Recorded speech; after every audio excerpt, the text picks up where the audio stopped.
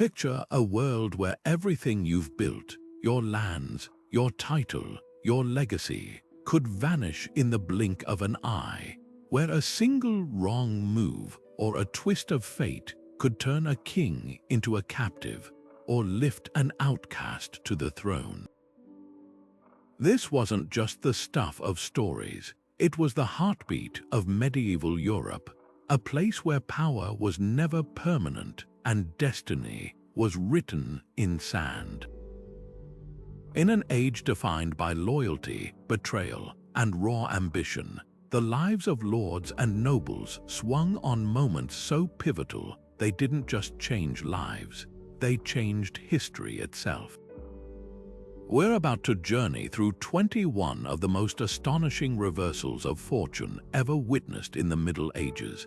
These are stories of breathtaking comebacks and devastating downfalls, tales where cunning and courage clashed with luck and timing in ways that still echo today.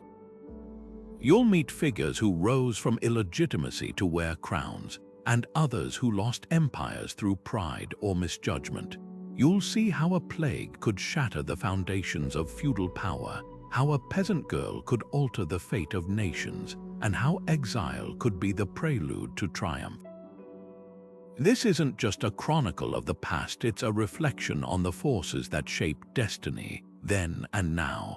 Because whether we realize it or not, these medieval reversals hold up a mirror to our own world, a reminder that fortune favors the resilient, that power is fragile, and that sometimes the greatest turnarounds emerge from the deepest setbacks. So settle in as we explore the epic drama of lords who gambled everything and the astonishing twists that made and unmade their worlds.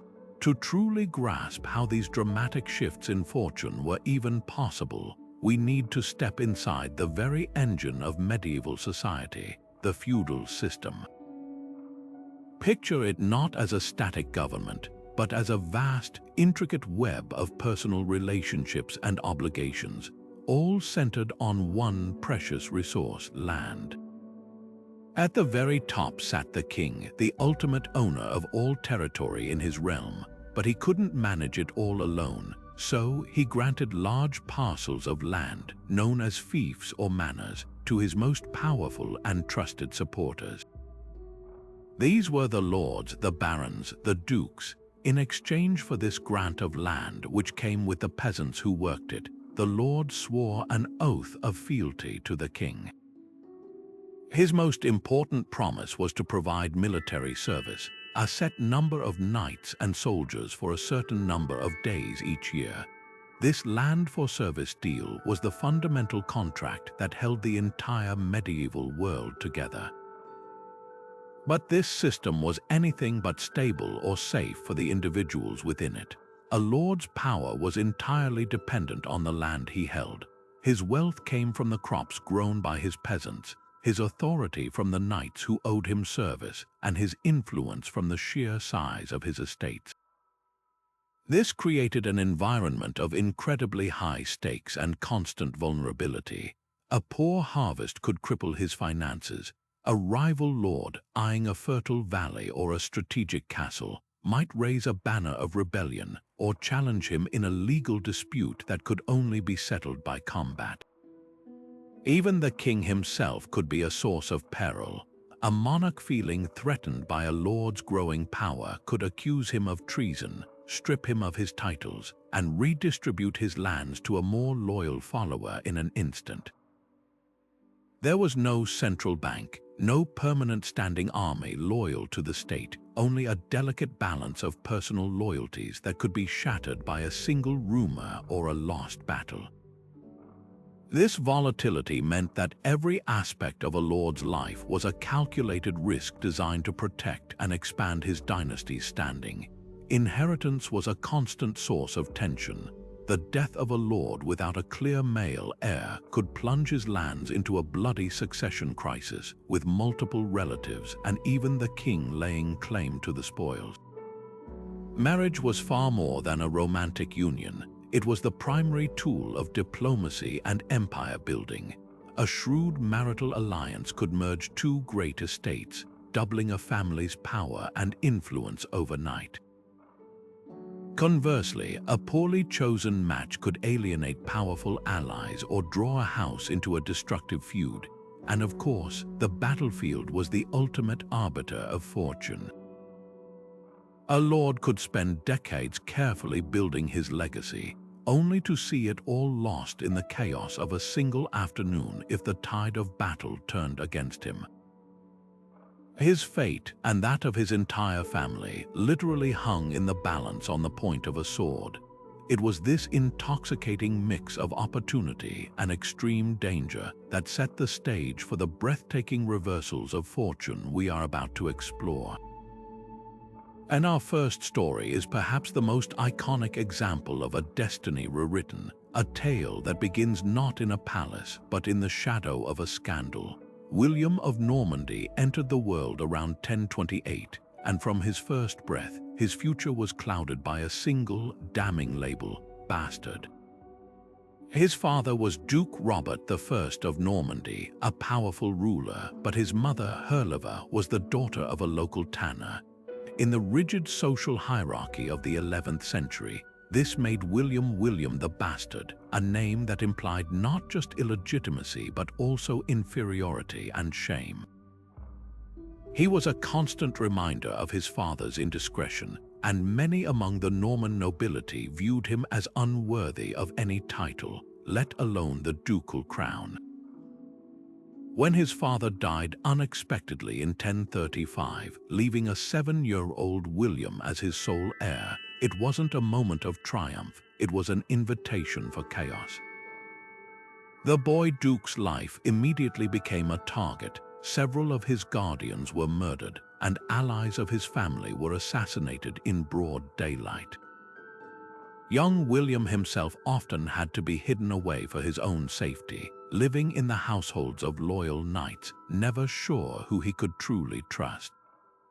He grew up in a world of drawn daggers and whispered plots, where a gift of food could be poisoned and a friendly smile could conceal a deadly ambition. This brutal childhood education taught him two crucial lessons that would define his life. Trust was a luxury he could not afford, and power, ultimately, was taken and held by force. He survived these early years through a combination of sheer luck and the fierce protection of a few key allies, including the King of France. But when he came of age, the challenges only intensified. The Norman barons, smelling weakness and resentful of being ruled by someone they considered a bastard, rose in open rebellion. They believed they could easily overthrow the young duke and carve up his lands among themselves. This was the ultimate test. William, still in his teens, had to prove himself not just as a ruler, but as a warrior. He gathered what loyal forces he could find and met the rebels head-on at the Battle of Val's Dunes in 1047. It was a bloody, chaotic affair, but William fought with a ferocity that stunned his enemies. He emerged victorious, cementing his authority and sending a clear message: he would not be brushed aside. Over the next decade, he repeatedly put down revolts, fortified his power, and transformed Normandy from a fractured, rebellious duchy into the most disciplined and formidable military state in all of France. He had taken the shame of his birth and forged it into a core of hardened steel. But for a man of William's ambition, a duchy was not enough. His gaze turned across the English Channel. His second cousin, Edward the Confessor, the childless King of England, had allegedly promised William the throne years earlier. But upon Edward's death in 1066, the powerful English Council of Nobles, the Witan, had chosen one of their own, the respected Earl Harold Godwinson, to be king. William saw this not just as a personal betrayal, but as a sacred injustice. He immediately began planning an invasion, a breathtakingly risky endeavor. He had to build a massive fleet from scratch, rally his often quarrelsome barons to a dangerous overseas campaign, and get a papal blessing to frame his invasion as a holy crusade against an oath breaker. The logistical challenges were staggering. In September 1066, he launched his armada, landing on the English coast at Pevensey. Harold, fresh from defeating another invading army in the north, marched his tired troops south to meet him. The two armies clashed on October 14th at a place called Hastings. The battle was an all-day, grueling slugfest. The English, fighting on a defensive ridge, formed a near-impenetrable shield wall. William's Norman forces, a mix of cavalry, archers, and infantry, hammered at it for hours. At a critical moment, a rumor swept through the Norman lines that William had been killed. Panic began to set in, and his army started to crumble. This was the pivot point, the moment where his entire life's work could have evaporated into disaster. But William, in a legendary act of personal leadership, ripped off his helmet, rode out in front of his fleeing troops, and shouted that he was still alive and that they would prevail. He single-handedly rallied his men, turned the retreat back into an attack, and through a combination of tactical feints and relentless pressure, finally broke the English line. King Harold was killed, and by the end of the day, the field belonged to William. On Christmas Day, 1066, he was crowned King of England in Westminster Abbey. The bastard of Normandy had become William the Conqueror. His victory didn't just win him a crown, it utterly reshaped the course of English history, culture, and language, importing Norman feudalism and forever linking England to continental Europe. He proved that the circumstances of your birth are not a life sentence. With enough cunning, resilience, and raw determination, you could seize your own destiny and change the world. If William the Conqueror's story shows how ambition and will could build an empire, then the tale of his descendant, King John, serves as the stark opposite, a masterclass in how to lose one. Just a century and a half after the Norman conquest, the Plantagenet dynasty ruled a domain so vast it was known as the Angevin Empire, a sprawling collection of territories that stretched from the borders of Scotland all the way down to the Pyrenees.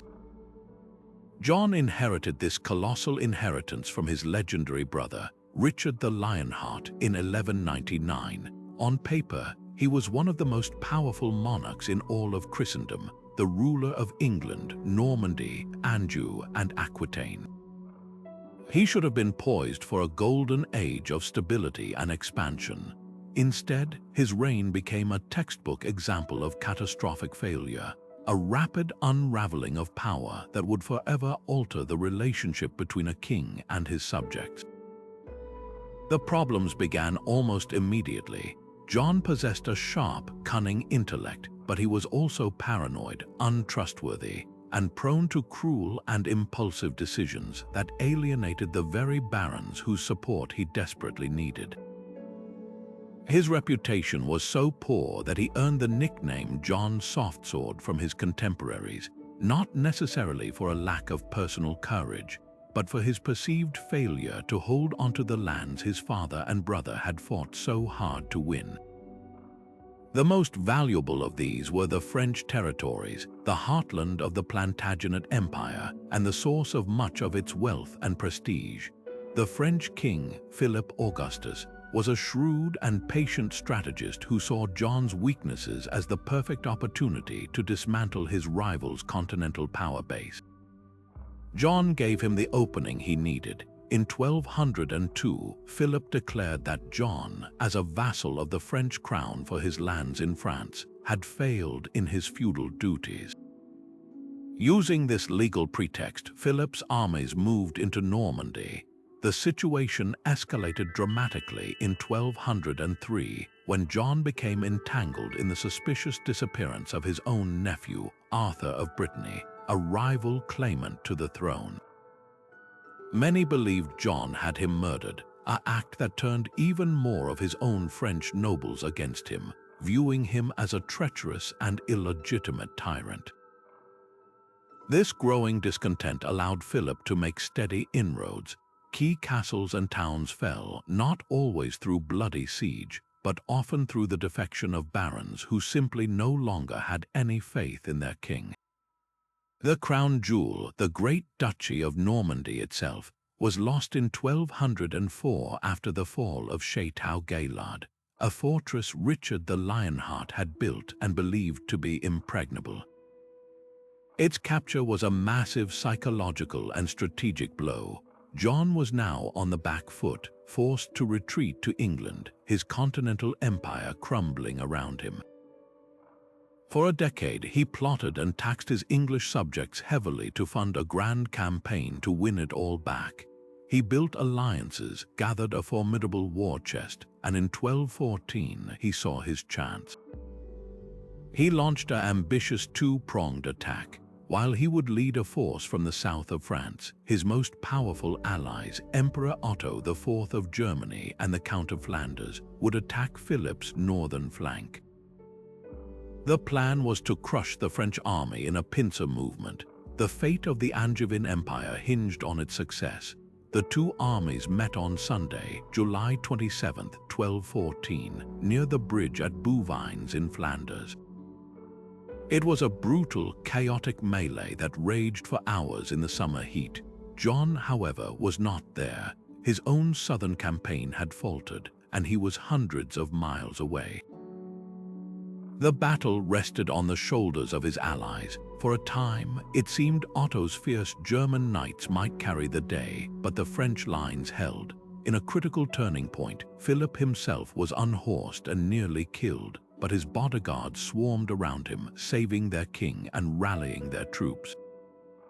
The French counter-attack was decisive.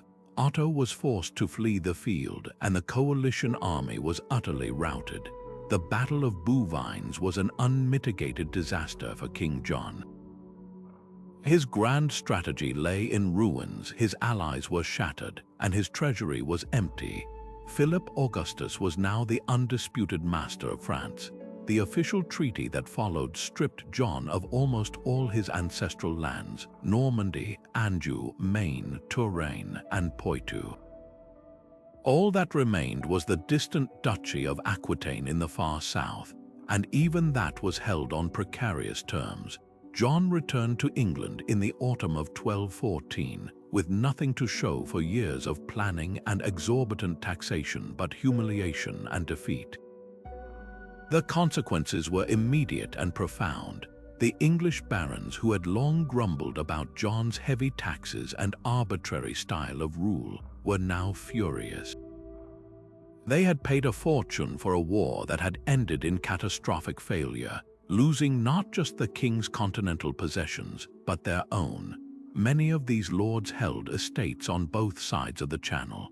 With the loss of Normandy and Anjou, they were forced to choose their allegiance to either the King of England or the King of France, fracturing their identities and their loyalties. Their trust in John had evaporated completely. In early 1215, a coalition of these powerful barons rose in rebellion. They captured London and presented the king with a list of non-negotiable demands designed to curb his power and uphold their ancient feudal rights. With his political support vanished and his military power broken, John had no choice. On June 15, 1215, at a meadow called Runny, made by the River Thames, a reluctant and seething King John attached his great seal to a document that would become known as Magna Carta, the Great Charter. This was not, as it is sometimes romantically viewed, a declaration of human rights or democracy. It was a practical, feudal document, a peace treaty between a failed king and his rebellious barons. But its principles were revolutionary. It declared that the king was not above the law. It guaranteed that no free man could be imprisoned, stripped of his property, or exiled except by the lawful judgment of his peers. It placed limits on taxation without baronial consent. For King John, it was the ultimate personal and political humiliation, a public admission that his power had limits. He signed it under duress and almost immediately tried to have it annulled by the Pope. plunging England into a civil war that would only end with his death from dysentery in 1216. But the genie was out of the bottle. Although the original charter was quickly revised and reissued in subsequent reigns, the core idea of Magna Carta, that a ruler's power must be constrained by law, took root. It became a foundational stone of the English Constitution and an inspiration for concepts of limited government centuries later. John's story is thus one of the most dramatic reversals in all of medieval history. He began his reign as the master of a European superstate and ended it as a diminished king who had lost an empire abroad and been forced to surrender his absolute authority at home, all because of a single, fateful battle on a field where he wasn't even present. If King John's story is one of a man who lost everything through his own failings, the next reversal shows that even the most brilliant and powerful individuals could be brought low by the treacherous currents of medieval politics. And few figures embody the dizzying heights and devastating depths of fortune more completely than Elina of Aquitaine. Her life was not just a roller coaster, it was an epic saga that stretched across the 12th century, a testament to how a woman could wield immense influence yet remain vulnerable to the men who sought to control her. Her story begins not in England but in the sunny, cultured courts of southwestern France. In 1137, at the age of just 15, Elina became the sole heir to the vast Duchy of Aquitaine, a territory larger than the domain of the French king himself. She was instantly the most eligible heiress in all of Europe, possessing not just land but a vibrant court known for its art, poetry, and the emerging ideals of chivalry. To prevent this priceless territory from falling into the hands of a rival, the French king quickly arranged her marriage to his own son, the future Louis VII. When Louis ascended the throne, Elina became Queen of France, a position of immense prestige. Yet this first marriage would become a cage. Louis was a deeply pious and austere man, more suited to the monastery than the throne, while Elina was intelligent, strong-willed, and accustomed to the relative freedom and luxury of Aquitaine. The cultural clash between them was profound. She even accompanied him on the disastrous Second Crusade, where rumors swirled about her behavior and even alleged infidelity, further straining their relationship. The final break came when she failed to produce a male heir, giving birth only to 2 daughters. In 1152, with the mutual consent of a council of bishops, the marriage was annulled on grounds of consanguinity. They were too closely related. Just like that, Elina was free, but she was also in an incredibly dangerous position. She was once again the unmarried Duchess of Aquitaine, a jewel every powerful lord in Europe coveted. She had to move quickly to secure her own destiny. Her next move was absolutely breathtaking in its audacity and its political implications. Just weeks after her annulment was finalized, and without seeking permission from the French king, Elina married Henry Plantagenet, the dynamic young Duke of Normandy and Count of Anjou, who was 11 years her junior. This was not a decision made from fleeting passion. It was a calculated masterstroke. Henry was a formidable military leader with a strong claim to the English throne. By combining her lands of Aquitaine with his holdings in Normandy and Anjou, they created an empire that dwarfed the power of the French crown. When Henry became King of England just 2 years later, Elina was now Queen of England, ruling a domain that stretched from the Scottish borders to the Pyrenees. For a time, she was at the very apex of power. She presided over a brilliant court, bore Henry 5 sons and 3 daughters, and seemed to have built an unshakable dynasty. But the very ambition that had drawn her and Henry together would eventually tear them apart. Henry was a brilliant but controlling and often unfaithful ruler. He began to sideline Elina, increasingly keeping her away from the levers of power. and installing his own officials to manage her beloved Aquitaine. As their sons grew older, Henry refused to grant them any real authority, fearing they would become rivals. This created a toxic atmosphere of resentment and ambition within the royal family itself. The breaking point came in 1173. Elina, now in her early 50s, made a fateful choice. She decided to side with her three eldest sons, Henry the young king, Richard, and Geoffrey, in an open rebellion against their father. This was more than a family quarrel. It was a civil war for control of the Angevin Empire. The reasons for her decision are complex. It may have been a response to Henry's humiliation of her, a strategic move to protect Aquitaine's independence, or a desperate attempt to secure power for her sons before it was too late. Whatever her motives, the gamble failed catastrophically. Henry II was a master strategist and a ruthless opponent. He crushed the rebellion, forcing his sons to beg for forgiveness. But for Elina, there would be no pardon. In the eyes of a medieval king, a rebellious wife and queen was the ultimate traitor. She was captured while attempting to flee, disguised as a man according to some chroniclers. Henry did not have her executed, but he devised a punishment that was, in its own way, even more severe. He stripped her of all her titles and authority and placed her under close guard in a series of remote castles across England. For the next 16 years, Elina of Aquitaine, once the most powerful woman in Europe, was a prisoner. She was kept in comfortable surroundings, but she was utterly isolated from politics, from her children, and from the world she had helped to shape.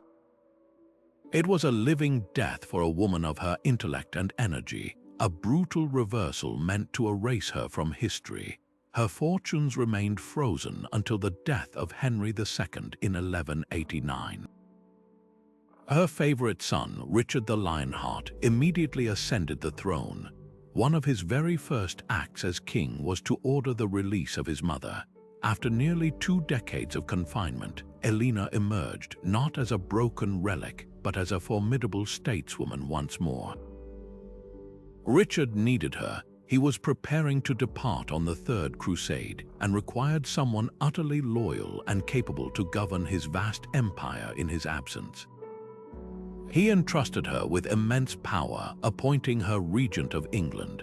With incredible energy for a woman in her late 60s, she crisscrossed the realm, securing oaths of loyalty, raising taxes for the crusade, and ruthlessly putting down attempts by her youngest son, John, to seize power in Richard's absence.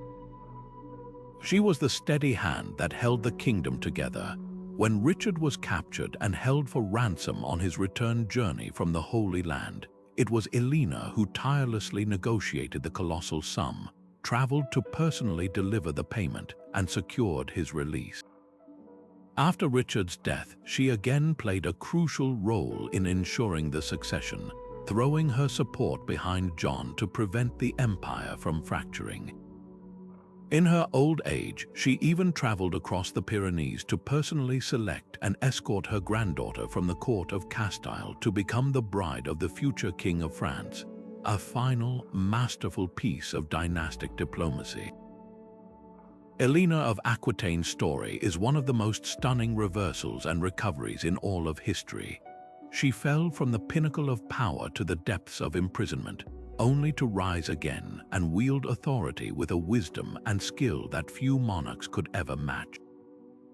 Her life proves that in the medieval world, political alliances, especially marriage, were the ultimate double-edged sword. They could grant you an empire, but they could also become the chains that bound you.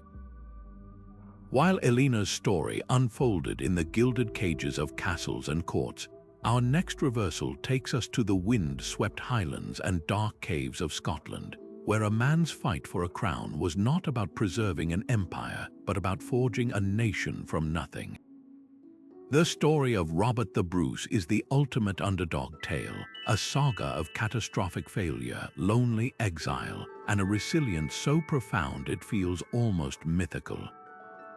For decades, Scotland had been under the heavy thumb of English domination, first under the formidable Edward I, known as the Hammer of the Scots, and then his son, Edward II. The Scottish nobility was fractured, with many powerful families like the Balliols and the Comyns either collaborating with the English or vying for the vacant throne themselves. Robert the Bruce, born into a noble family with its own claim to the crown, initially navigated this treacherous landscape with shifting loyalties, at times even swearing fealty to Edward I. But his ultimate ambition was never in doubt. He meant to be King of Scots and to rule a free Scotland. The pivotal moment arrived in 1306. In a violent and desperate act that would define his legacy, Robert confronted his most powerful rival for the kingship, John Comyn, known as the Red Comyn, in a church in Dumfries.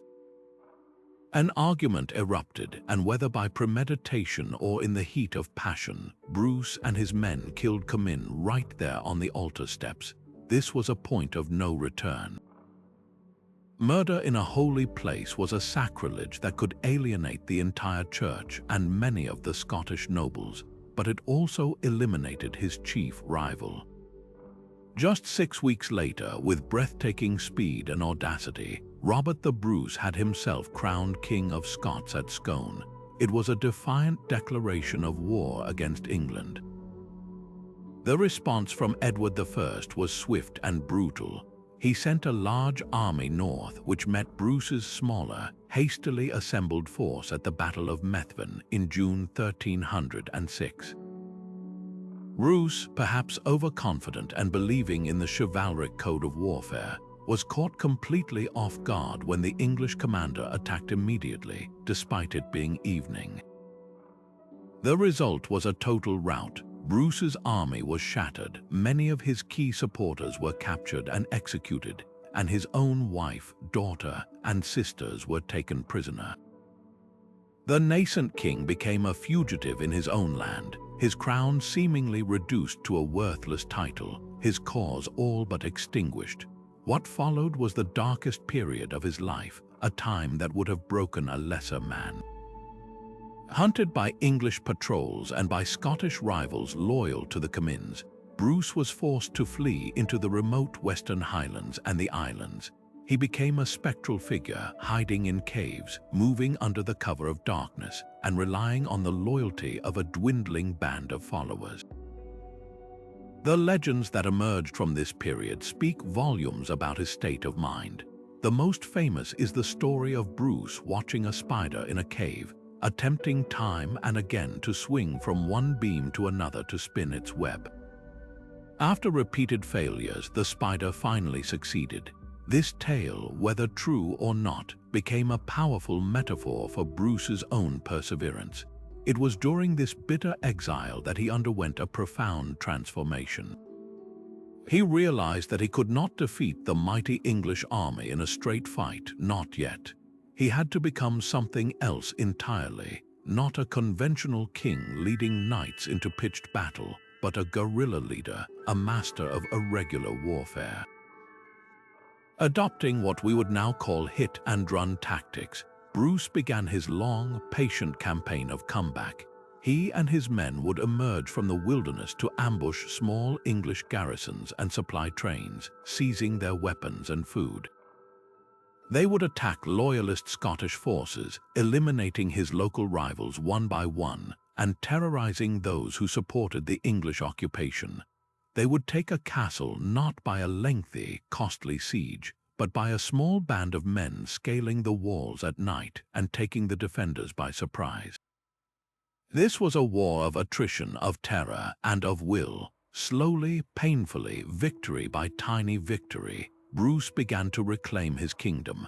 His relentless campaign demonstrated his unwavering determination and slowly won back the respect and support of the Scottish people, who saw in him a leader who would not quit. By 1313, he controlled most of Scotland north of the River Tay. The English-held castles were falling like dominoes. His family remained in captivity, but his political and military position was stronger than ever.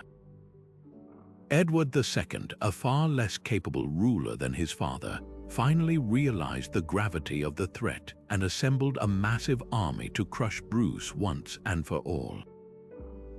The two forces met on a boggy field near Stirling Castle at a place called Bannockburn in June 1314. The English army was one of the largest ever to invade Scotland, boasting thousands of heavily armored knights and veteran longbowmen. Bruce's force was significantly smaller, but it was composed of hardened, disciplined soldiers who believed utterly in their cause and their king. Bruce chose his ground with the eye of a master tactician, positioning his men in a defensive formation with their flanks protected by dense woods and, crucially, a treacherous area of wet, soft ground known as the Carse. The battle began with a famous moment of single combat as an English knight, Henry de Bohun, charged directly at Bruce on the first day. Bruce, armed only with a battle axe, stood his ground, sidestepped the charge, and split the knight's helmet and head with a single, mighty blow. This incredible act of personal courage electrified the Scottish army. The main battle raged the following day. The English cavalry charges founded in the boggy ground Bruce had chosen, becoming easy targets for the Scottish schiltrons, dense, impenetrable formations of infantrymen wielding long pikes. The English archers were initially effective but were eventually scattered by a charge of the few Scottish cavalry. The battle descended into a brutal, close-quarters melee, and the discipline of Bruce's army began to tell. At the critical moment, seeing the English lines waver, Bruce committed his own small reserve force. Then, something unexpected happened. A large group of camp followers, servants, and other non-combatants who had been watching from a nearby hill began to surge forward, waving makeshift banners and shouting. To the exhausted English soldiers, this looked like a fresh Scottish army arriving on the field. Morale shattered, panic set in. The English line collapsed into a chaotic, bloody rout. King Edward II was forced to flee for his life. The victory was so complete, so total, that it was nothing short of miraculous. Bannockburn did not immediately end the war. English garrisons still held out in parts of Scotland, and it would take another 14 years of campaigning and a formal treaty to achieve full recognition. But it broke the back of English military power in Scotland. Robert the Bruce, the outlaw king, the cave dweller, had secured his nation's independence and his own legendary status. His journey from the depths of despair after Methven to the glorious triumph at Bannockburn stands as one of history's most powerful testaments to the idea that sheer, unbreakable perseverance can, against all logic and probability, rewrite the destiny of a people. While Robert the Bruce was fighting for his crown in the Highlands, a very different kind of power struggle was brewing to the south, one that would prove just as explosive and even more consequential for the English throne. This story centers on two cousins bound by blood and power, whose bitter rivalry would shatter a dynasty and set a precedent for rebellion that would haunt England for a century. On one side was King Richard II, a monarch who believed in the absolute, God-given authority of his crown. On the other was his cousin, Henry Bolingbroke, a man who would learn that a king's divine right was no match for the fury of a disinherited lord. Their clash was not just a personal feud, it was a seismic event that would demonstrate how a king's arrogance could forge his own downfall, and how a seemingly ruined man could orchestrate the ultimate comeback. To understand the depth of this betrayal, we first have to understand the relationship and the world they inhabited. Henry Bolingbroke was the son of John of Gaunt, Duke of Lancaster. Gaunt was the third surviving son of the legendary King Edward III, making him one of the most powerful and wealthy men in the realm, and placing Henry firmly within the inner circle of royal blood.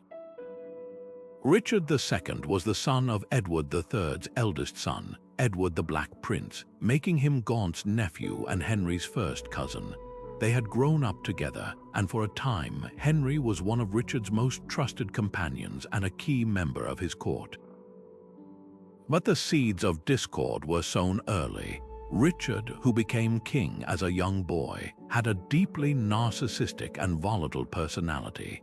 He was obsessed with the spectacle of kingship, surrounding himself with a clique of favorites who flattered him and encouraged his belief that he could rule without the consent of his powerful magnates.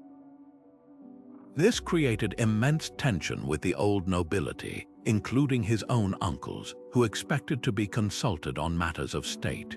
The first major crisis of Richard's reign, the Peasants' Revolt of 1381, saw a 14-year-old Richard show remarkable courage in facing down the rebels, but it also may have reinforced his belief in his own divine mandate to rule as he pleased.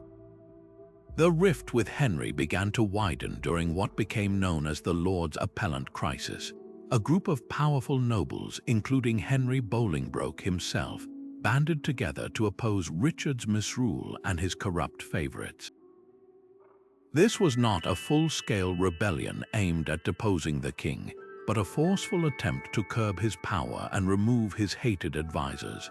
In 1387, the armies of the appellants met and defeated the king's forces at the Battle of Radcot Bridge. Richard was effectively their prisoner. Several of his closest friends were executed, and he was forced to submit to the appellants' authority. For a king who believed himself answerable only to God, this was an unforgivable humiliation. He bided his time, pretending to acquiesce while secretly plotting his revenge. Henry Bolingbroke's participation in this humiliation of the king made him a marked man despite their family ties. A temporary and uneasy peace settled over the court for the next decade. Richard seemed to have learned his lesson, ruling with more moderation, but beneath the surface his resentment festered. He was waiting for the perfect moment to strike back at the men who had dared to challenge him. That moment came in 1397. John of Gaunt, Henry's father and the king's powerful uncle, died. As the Duke of Lancaster, Gaunt held a vast portfolio of lands and titles, one of the greatest inheritances in the kingdom. Henry Bolingbroke was the rightful heir. But Richard saw his chance, still seething over the events of a decade prior, and perhaps fearful of Henry's now immense power and popularity. Richard committed a catastrophic political error. Instead of allowing the inheritance to pass normally, he extended Henry's recent exile, originally the result of a dispute with another noble, from 10 years to life. Then, with breathtaking audacity, he confiscated the entire Duchy of Lancaster, disinheriting Henry entirely and claiming the lands and wealth for the crown. This was an earth-shattering violation of the fundamental laws of property and inheritance that underpinned the entire feudal system. If the king could arbitrarily strip the greatest lord in the land of his birthright, then no nobleman's estate was safe. Richard had not just punished his cousin, he had declared war on the very concept of noble privilege. At this moment, Henry Bolingbroke was in Paris, a man with no title, no land, and no apparent future. His political career was over. He was a disgraced and powerless exile. But Richard's overreach had given him something far more valuable than a dukedom. It had given him a cause. In the spring of 1399, while Richard was away on a military campaign in Ireland, Henry made his move. He set sail from France with a small band of followers, landing on the coast of Yorkshire. He claimed publicly that he had returned only to claim his rightful inheritance as Duke of Lancaster. It was a brilliantly modest and legally defensible position. He was not coming to seize the crown, he was coming to reclaim what was stolen from him. This claim resonated powerfully with the English nobility, who saw their own security threatened by the king's actions. As Henry marched south, he was not met with armies sent to stop him, Instead, he was joined, knights, barons, and even powerful earls who had been marginalized or threatened by Richard flocked to his banner. His force grew from a handful of men into a formidable army without a single major battle being fought. It was a tidal wave of popular and baronial discontent, and Henry was riding its crest. By the time Richard returned hurriedly from Ireland, it was too late. His support had evaporated. He was captured in Wales and taken to the Tower of London, a king in chains. Now came the difficult part. Henry had the king imprisoned, but what was he to do with him? He could not simply let him go, and ruling as his regent would be untenable. The only solution was to take the crown for himself, but deposing an anointed king, a man crowned by God, was a terrifyingly novel and sacrilegious act in medieval England. To make it palatable, Richard had to be persuaded to abdicate. Under immense pressure and likely fearing for his life, Richard II formally surrendered his crown to his cousin in late September 1399. Parliament then ratified the decision, inventing a justification based on Richard's alleged tyranny and incompetence. Henry Bolingbroke was crowned King Henry IV. The direct, legitimate line of Plantagenet kings, descending from Henry II, was broken. The new king's first order of business was to deal with the lingering problem of the deposed Richard. Initially kept prisoner in various castles, he became a focal point for plots and rebellions. Within a few months, by early 1400, Richard was dead, most likely starved to death on the orders of the new king, though the official story was that he had simply wasted away from despair. The man who believed so utterly in the sanctity of kingship died alone and abandoned, a stark lesson in the fragility of power. Henry IV's usurpation was a success, but it came with a terrible price. He had gotten the crown, but he had shattered the illusion of inviolable royal authority. He had shown that a king could be removed by force if he lost the support of his powerful subjects. This precedent would hang like a curse over his own reign and those of his successors. He spent the next 13 years fighting off rebellions from nobles who argued that if he could take the crown by force, then so could they. More importantly, he had created a fatal dynastic weakness. There were other nobles with a claim to the throne that was, in strict terms of primogeniture, stronger than his own. This lingering question of legitimacy festered for decades, a poison in the bloodstream of the nation. It would erupt 2 generations later into the bloody, dynastic carnage known as the Wars of the Roses, a conflict that would tear England apart for 30 years. Henry Bolingbroke's journey from disinherited exile to King of England is one of the most dramatic personal reversals in medieval history, but its true legacy was far greater. It was a revolution in political thought, proving that the mandate to rule could be stripped away by the will of the powerful, a lesson that would redefine the destiny of England for centuries to come. Yet, even as the echoes of celebration faded from the walls of Rheims, the tide of Joan's fortune began to turn with brutal speed. The divine favor that had propelled her to such heights seemed to vanish as suddenly as it had appeared. In the late spring of 1430, she led a campaign to relieve the town of Compiègne, which was under siege by the Burgundians, England's powerful allies. During a skirmish outside the town gates, she was cut off from her own forces as the defenders, fearing an English assault, prematurely raised the drawbridge. Isolated and surrounded, she was pulled from her horse and captured by a Burgundian soldier. It was a moment of shocking, almost mundane misfortune, a tactical mishap that would have dire consequences. The girl who had commanded armies was now a prisoner of war, and her captors knew exactly the value of their prize. For the English and their Burgundian allies, Joan's capture was a political and propaganda windfall. They could not execute a military prisoner outright without cause, but they could not simply ransom her back to the French king.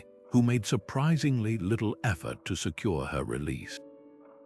Their solution was as cunning as it was cruel.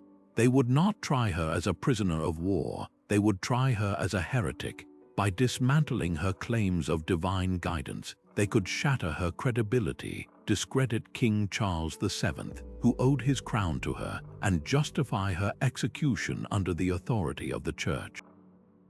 She was sold by her Burgundian captors to the English for 10,000 livres, a king's ransom for a peasant girl, and transferred to the city of Rouen, the seat of English power in France. There she was imprisoned in a secular jail, guarded by English soldiers, and subjected to an ecclesiastical trial overseen by Pierre Corchon, the Bishop of Beauvais, a man deeply sympathetic to the English cause. The proceedings were a sham, designed from the outset to reach a predetermined guilty verdict. For months, she was interrogated by some of the most learned theologians in Europe, a lone, uneducated teenager pitted against a panel of intimidating clerics. They bombarded her with complex theological questions designed to trap her in heresy. They focused obsessively on the nature of her visions and her insistence on wearing men's clothing, which they argued was a violation of biblical law. Through it all, Joan displayed a startling clarity of mind and a stubborn resilience. She parried their trick questions with simple, earnest answers, steadfastly maintaining that her voices were from God and that her mission had been genuine.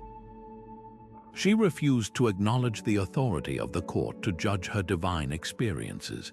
For a time, she held her own, frustrating her accusers with her wit and composure. The trial's outcome seemed momentarily in doubt, not because of the evidence, but because of her formidable spirit. Her resolve finally broke under the immense psychological pressure and the threat of immediate execution. Frightened and exhausted, she signed a document of abjuration, a formal confession admitting that her voices were not from God and agreeing to submit to the Church's authority. In exchange, her sentence was commuted from death to life imprisonment, but this reprieve was short-lived. Days later, pressured by her English guards and perhaps despairing at the prospect of a life in a cell, she repented of her confession. She resumed wearing male attire, an act her judges immediately seized upon as a sign of her relapse into heresy. Having condemned herself through this act of defiance in their eyes, she was handed over to the secular authorities.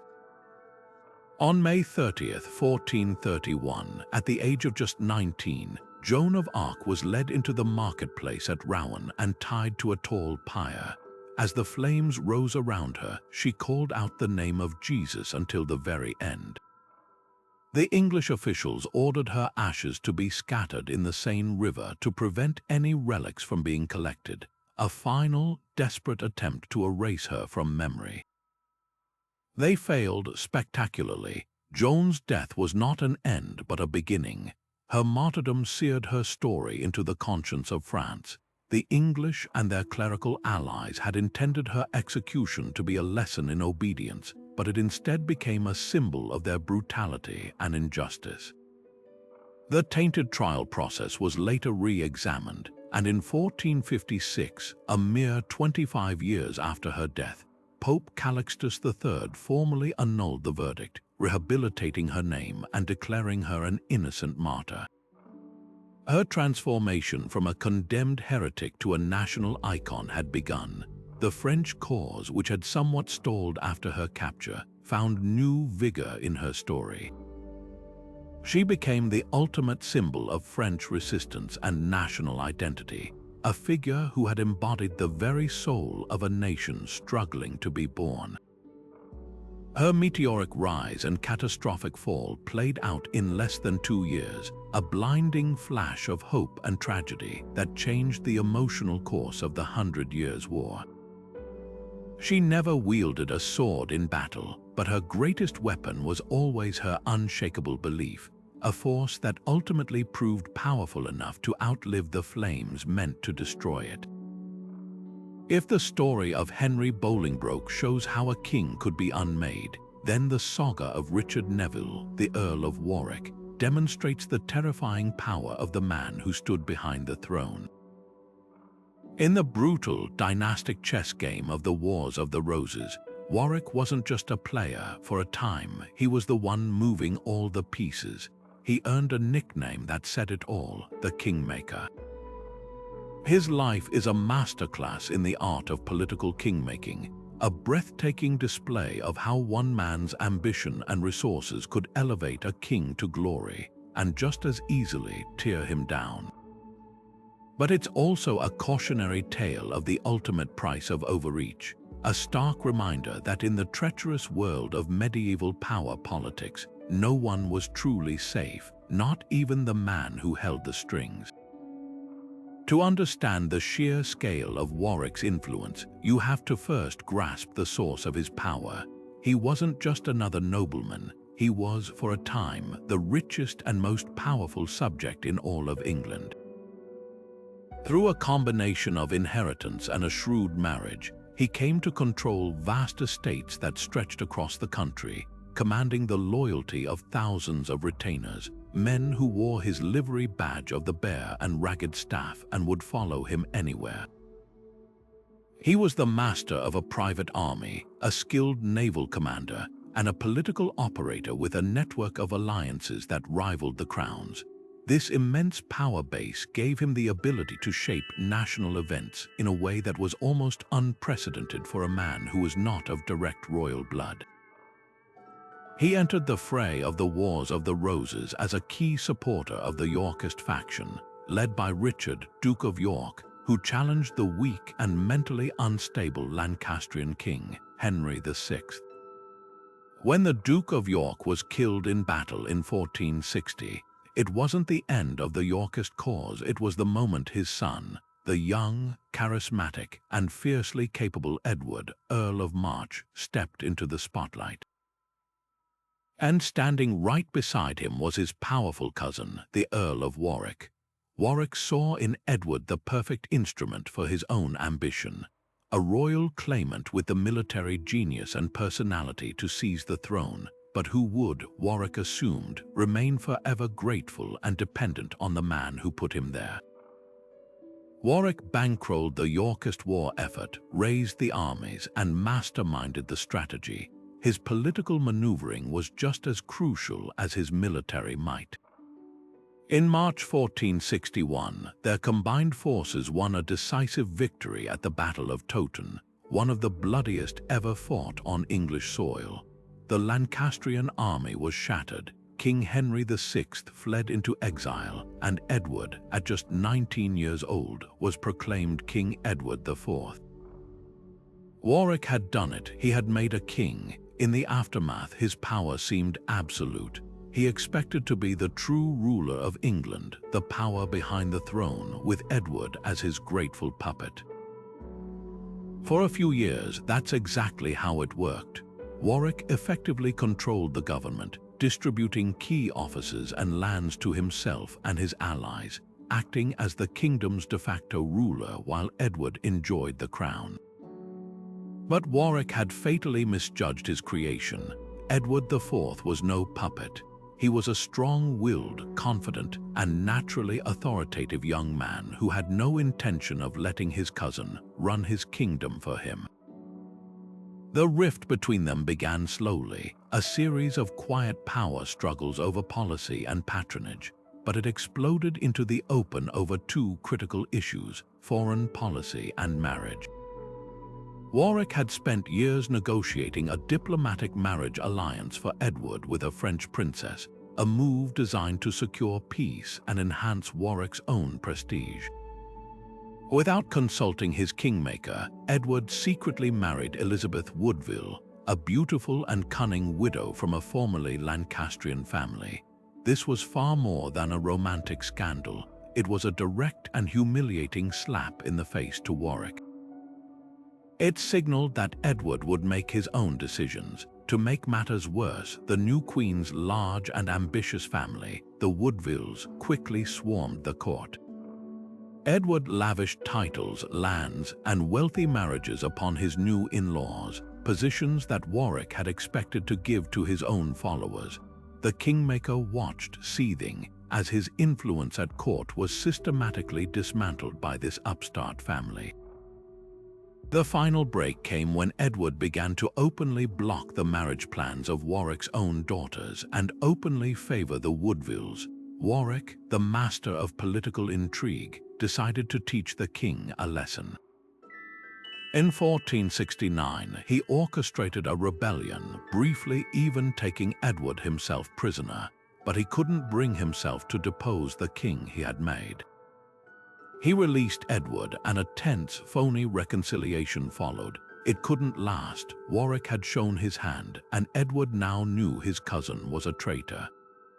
The following year, after a failed plot was discovered, Warwick was publicly branded a rebel and forced to flee to France with his family. He was now a man without a country, his vast estates confiscated, his title attainted, his power base evaporated. He had gone from the most powerful man in England to a desperate fugitive in a matter of months. It was at this lowest point that Warwick performed the most astonishing political somersault of his career. In exile, he made a pact with his sworn enemy, Margaret of Anjou, the fierce and determined queen of the very Lancastrian king he had overthrown. It was a breathtaking act of pure opportunism. He agreed to restore her husband, the mentally frail Henry VI, back to the throne. To seal the alliance, his daughter Anne was married to Margaret's son, Edward, Prince of Wales. The kingmaker was now planning to unmake one king and remake another. In September 1470, he invaded England, capitalizing on a brief uprising against Edward. The gamble worked spectacularly at first. Edward IV, caught off guard, was forced to flee to Burgundy. Warwick marched into London, literally pulled the broken king Henry VI from the Tower of London, and placed the crown back on his head. Henry, a mere figurehead, was now under the complete control of the Earl of Warwick. The kingmaker had done it again. He had restored a king to the throne, proving his power was not yet broken. But his second act of kingmaking was built on the shakiest of foundations, a forced alliance between former mortal enemies, held together only by their shared hatred of Edward IV. It was a house of cards, and it would not stand for long. Edward, brooding in exile, wasn't finished. He secured support from the Duke of Burgundy and returned to England in the spring of 1471 with a small army. His return triggered a wave of support, and men flocked to his banner. Warwick, in London with the reinstated King Henry, gathered his own forces and moved to intercept Edward. The two armies, Yorkist and Lancastrian, though now the lines were hopelessly blurred, met in the early morning hours of Easter Sunday, April 14, 1471, at Barnet, north of London. A thick, heavy fog blanketed the battlefield, leading to chaos and confusion. In the disorienting gloom, Warwick's Lancastrian forces began to attack each other, mistaking their own allies for the enemy. The lines broke, the battle turned into a rout. Seeing his army disintegrate around him, the Earl of Warwick, the great kingmaker, knew the game was finally up. He fought his way to his horse, attempting to flee the field, but he was overtaken and cut down by Edward's soldiers.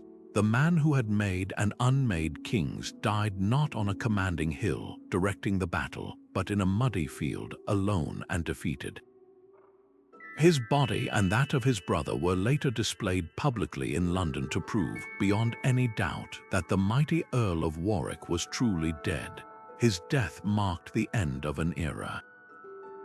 It was the last great gasp of the over-mighty baron, the feudal magnate who believed his private power could challenge the authority of the crown itself. Edward IV's victory, cemented just weeks later at the Battle of Tewkesbury, where the last Lancastrian heir was killed, ushered in a period of renewed royal strength. The kingmaker's story is the ultimate lesson in the limits of king-making power. He could place the crown on a man's head, but he could not control the mind beneath it. And in the end, the very ambition that built his legend also guaranteed his destruction. Just a few short years after the Earl of Warwick's dramatic downfall, the entire Lancastrian dynasty he had briefly restored would meet an even more definitive and brutal end. To understand the sheer scale of this catastrophe, we have to rewind to what looked like the unshakable zenith of Lancastrian power. The year is 1420. King Henry V, the warrior king, the hero of Agincourt, is at the height of his power. He has not only defeated the French army in a miraculous victory, but has forced the deeply humiliated King Charles VI of France to sign the Treaty of Troyes.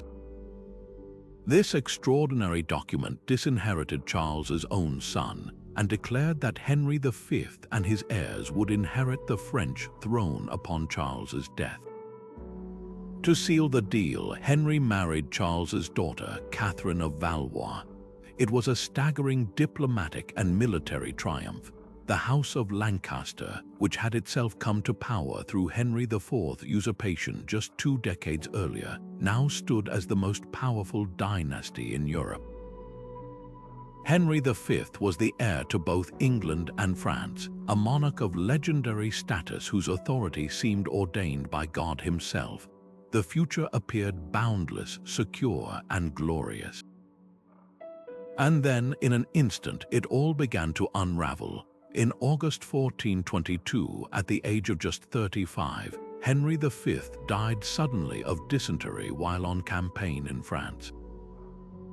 He left behind not a seasoned successor, but an infant son just 9 months old who was crowned King Henry VI. This was the pivot point, the moment of supreme vulnerability.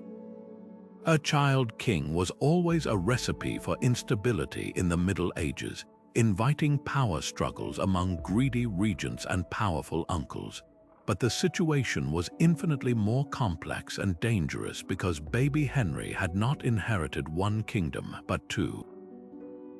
He was the King of England, and following the death of his grandfather Charles VI just 2 months after his own father, he was also the theoretical King of France. This dual monarchy was a fantastically difficult thing for any adult to manage, let alone a child. A council of regents was established to rule in his name, but it was riven by factional squabbles between his uncles, most notably Humphrey, Duke of Gloucester, and John, Duke of Bedford. Bedford, to his credit, did a formidable job holding onto the English gains in France for many years, but it was a constant, expensive, draining effort. As Henry grew older, it became increasingly clear that he was not his father's son in temperament or ability. He was pious, gentle, bookish, and averse to violence and conflict. These are admirable qualities in a monk, but they were catastrophic in a medieval king whose primary job was to lead armies, dispense justice, and project strength. He showed no interest in the day-to-day work of governance, preferring to leave such matters to his favorites, particularly William de la Pole, the Duke of Suffolk, who became widely disliked as the king's chief minister. The first ominous crack in the Lancastrian edifice appeared in France. Inspired by a young peasant girl named Joan of Arc, the French began a stunning reversal of their fortunes. English territory, won at such great cost by Henry V, began to slip away. Town after town, battle after battle, the English were pushed back. By 1453, the 100 Years' War was effectively over, and England had lost everything except for the solitary port of Calais. The loss of France was a national humiliation. It was also a financial disaster, ruining many of the noble families who had held lands there and destroying the reputation of the Lancastrian government, which had taxed the people heavily for a war that ended in abject failure. The financial and military crisis was bad enough, but it was accompanied by a far more personal and terrifying problem. In the summer of 1453, King Henry VI suffered a complete mental and physical collapse. For over a year, he was completely catatonic. He could not speak, recognize anyone, or care for himself. It was a total incapacity. To a medieval society that believed the king's body was literally the vessel of God's authority on earth, this was utterly terrifying. The kingdom was, for all intents and purposes, without a head.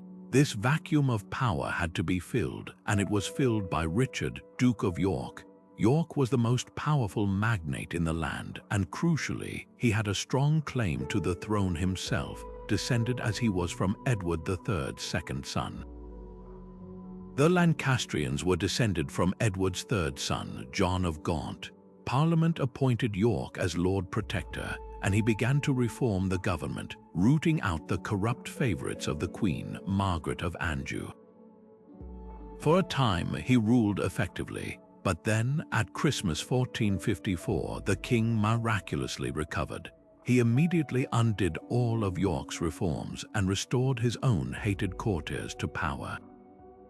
Political community was polarized. York and his allies felt cheated of their rightful influence, while the Queen and her circle saw York as a dangerous threat who needed to be eliminated.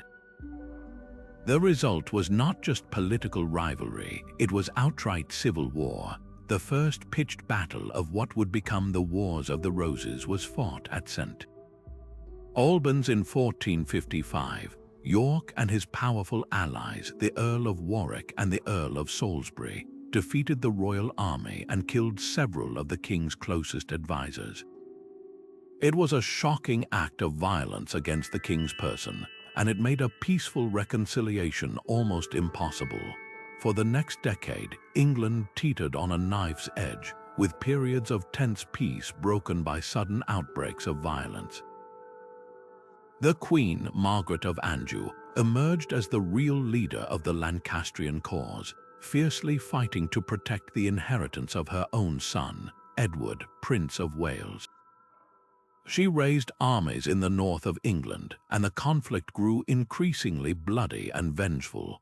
The crucial turning point came in 1460. At the Battle of Northampton, the Yorkists captured King Henry himself. With the king in their custody, Richard of York finally made his move. He marched into Parliament and formally claimed the throne.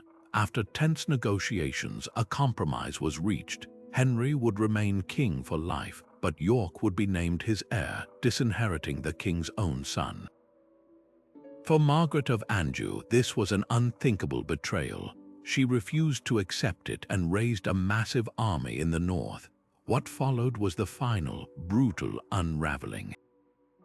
Richard, Duke of York, marched north to meet her force but was ambushed and killed at the Battle of Wakefield in December 1460. His head was cut off and displayed on the gates of the city of York, wearing a paper crown in a final, grisly mockery of his ambition. It seemed like a decisive Lancastrian victory, but it only galvanized the Yorkists. York's eldest son, the 19-year-old Edward, Earl of March, now took up the cause. He was everything Henry VI was not: tall, handsome, charismatic, and a brilliant military leader. In a rapid series of events, he defeated a Lancastrian army at Mortimer's Cross, while the Earl of Warwick was defeated by Margaret's forces at the Second Battle of Ascent. Albans, but Edward's momentum was unstoppable. He and Warwick combined their forces and met the main Lancastrian army at Towton in March 1461. Fought in a blinding snowstorm on Palm Sunday, it was the largest and bloodiest battle ever fought on English soil. The Yorkists won a devastating victory, scattering the Lancastrian forces. Henry, Margaret, and their son fled into exile in Scotland. Edward marched into London and was crowned King Edward IV. The House of Lancaster had been toppled. But their story wasn't quite over. Henry VI would be captured in 1465 and imprisoned in the Tower of London. Edward's reign, however, was temporarily interrupted by the rebellion of his own ally, the Earl of Warwick, who we just discussed. In 1470, Warwick briefly restored Henry VI to the throne in what became known as the Redemption. The old king, broken by years of imprisonment and mental illness, was paraded through the streets of London as a puppet monarch. He was a pathetic figure, a shadow of the glorious legacy of Henry V. This second reign lasted only 6 months. Edward IV returned from exile, defeated and killed the Earl of Warwick at the Battle of Barnet, and then faced the last Lancastrian army at Tewkesbury on May 4, 1471. The result was another decisive Yorkist victory. In the aftermath of the battle, the 17-year-old Lancastrian heir, Edward, Prince of Wales, was killed. His death extinguished the last hope of the direct Lancastrian line. With no heir left to fight for, the cause was finished. The final act of this tragic reversal came just weeks later. On the night of May 21, 1471, King Henry VI was murdered in the Tower of London. The official story was that he died of melancholy, but it was universally understood that Edward IV had ordered his death. The Yorkist chroniclers wrote that he died from pure displeasure and sorrow, but the blood-stained history tells a different tale. The once mighty House of Lancaster, which had ruled England for 62 years and had reached the pinnacle of European power, was now utterly extinguished, its last king slain, its claim wiped out in a single generation. This catastrophic collapse stands as the ultimate testament to a hard truth of medieval power, that no amount of inherited glory or divine right could protect a dynasty from the fatal combination of weak leadership, fierce rivals, and the cruel turns of fate. While the epic struggles for crowns and duchies unfolded on battlefields and in royal courts, a quieter, yet no less significant, kind of reversal was taking place in the corridors of power, one that didn't rely on swords or inheritance, but on the sharpness of the mind and the power of the written word. The feudal system was a pyramid designed to keep people in their place, with birthright as the ultimate key to status. But every so often, an individual of extraordinary talent could pick the lock. And no one illustrates this subtle but profound social revolution better than Geoffrey Chaucer. His story is not one of dramatic battles or shocking betrayals, but a steady, brilliant ascent that proved that in the later Middle Ages, merit could begin to challenge bloodline as a source of influence. Chaucer's origins were solidly, unremarkably middle class. He was born around 1343 into a family of successful London vintners, wine merchants who had the means to provide him with a good education but no noble title to open doors for him. His future, by the standards of the day, likely pointed toward taking over the family business or perhaps entering the clergy. But the young Chaucer possessed a rare set of skills that would become his passport to a different world. He was fluent in French and Latin, he had a keen intellect, and he was astonishingly well-read. These were the tools that allowed him to step out of the merchant class and into the service of the aristocracy. His first big break came when he was taken into the household of Elizabeth de Burgh, the Countess of Ulster and wife of Prince Lionel, one of Edward III's sons. This position as a page wasn't about fighting. It was about learning the intricate codes of conduct, language, and etiquette that defined aristocratic life. He was essentially being trained at the highest level for a career in royal service. This training was put to the test when Chaucer's life took a turn toward the very kind of martial adventure we've seen define other figures. In 1359, he served in the English army during the latter stages of the 100 Years' War. He was captured by the French during the Siege of Rheims and had to be ransomed for the substantial sum of £16. A clear indication that even as a young man, he was already valued by the crown. This experience abroad, however harrowing, would have further broadened his horizons and given him a first-hand look at the cultures and stories of continental Europe. Upon his return, his value to the royal family became even more apparent. He wasn't just a soldier, he was a diplomat and a trusted messenger. King Edward III began sending him on a series of delicate missions to Italy, France, and Flanders. These journeys were crucial. In Italy, he would have been exposed to the works of Dante, Petrarch, and Boccaccio, literary giants whose influence would deeply shape his own writing. He was effectively a cultural sponge, absorbing the artistic revolutions of the continent and preparing to bring them back to England. His loyal and effective service was rewarded with a series of prestigious appointments that would have been the envy of many a born nobleman. In 1374, Edward III appointed him Comptroller of the Customs for the Port of London. This was a job of immense financial importance, overseeing the taxes on wool, skins, and hides, the very lifeblood of England's medieval economy. It was a position that required absolute trust, mathematical skill, and administrative competence. He held this post for 12 years, a testament to his reliability. Later, he was also appointed Clerk of the King's Works, essentially the chief building superintendent for the Crown, responsible for maintaining and repairing royal palaces and other holdings. He was even elected as a Justice of the Peace and served as a Knight of the Shire for Kent, a role akin to a Member of Parliament. These weren't just jobs, they were markers of significant social status. They brought him a steady income, a house over his head, and most importantly, patronage and protection from the highest levels of society. He served 3 kings, Edward III, Richard II, and even Henry IV. This financial security and royal favor were the essential ingredients that allowed his genius to flourish. He wasn't writing in a garret, struggling to make ends meet. He was a busy courtier writing for a sophisticated audience that included the king and queen themselves. His literary output was staggering. He translated philosophical works, wrote dream visions packed with courtly allegory, and composed love poems. But his masterpiece, the work that would forever cement his place in history, was the Canterbury Tales.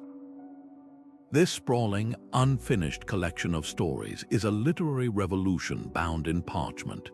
Its genius lies in its structure and its breathtakingly diverse cast of characters. By framing the tales with a pilgrimage to Canterbury, Chaucer created a microcosm of late medieval English society. Here they all are, walking and talking together: the noble knight, the bawdy miller, the worldly wife of Bath, the corrupt pardoner, the earnest clerk, and the sharp-witted prioress. The hierarchy of the feudal world is physically present on the road, but within the storytelling contest, all voices are given a platform. A merchant's tale can follow a knight's and often outperform it in humor and insight. Chaucer's own social journey is reflected in the profound humanity and empathy with which he draws these characters. Because he had moved between worlds, the merchant's house, the royal court, the dusty customs house, the open road, he understood the hopes, hypocrisies, and struggles of every level of society. He didn't just write about nobility. He gave voice to the middle classes with an authenticity no aristocratic writer of his time could have managed. He took the English language itself, which was still considered crude and vulgar compared to French and Latin in official circles, and elevated it into a magnificent tool for literary expression. By choosing to write in the London dialect of Middle English, he essentially helped forge the very language we speak today. Geoffrey Chaucer's reversal of fortune is one of the most enduring and influential because it wasn't just about personal gain. His ascent from a vintner's son to a buried in Westminster Abbey, an honor that began the tradition of Poets' Corner, signaled a slow, seismic shift in European culture. He demonstrated that a sharp mind, administrative skill, and artistic genius could carve out a space for influence that existed alongside, and sometimes even above, the traditional routes of inherited title.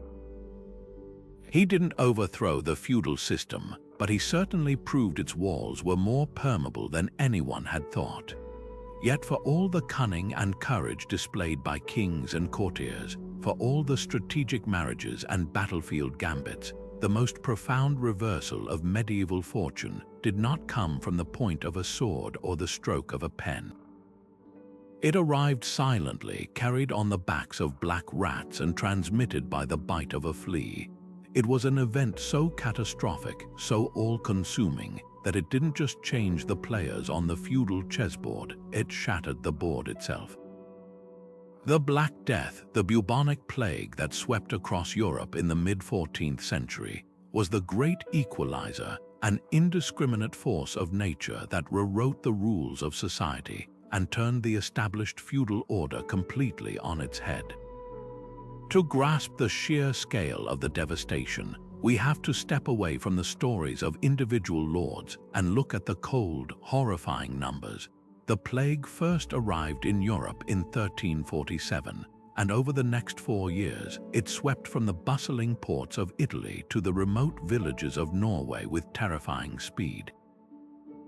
By the time the worst of the pandemic had passed, it had killed an estimated 30 to 50% of Europe's entire population. In some cities, the death toll was an almost unimaginable 60 or 70%. This wasn't just a health crisis, it was an existential catastrophe. Whole villages were simply wiped off the map, left to be reclaimed by forest. The social and economic fabric of the continent was torn to shreds overnight.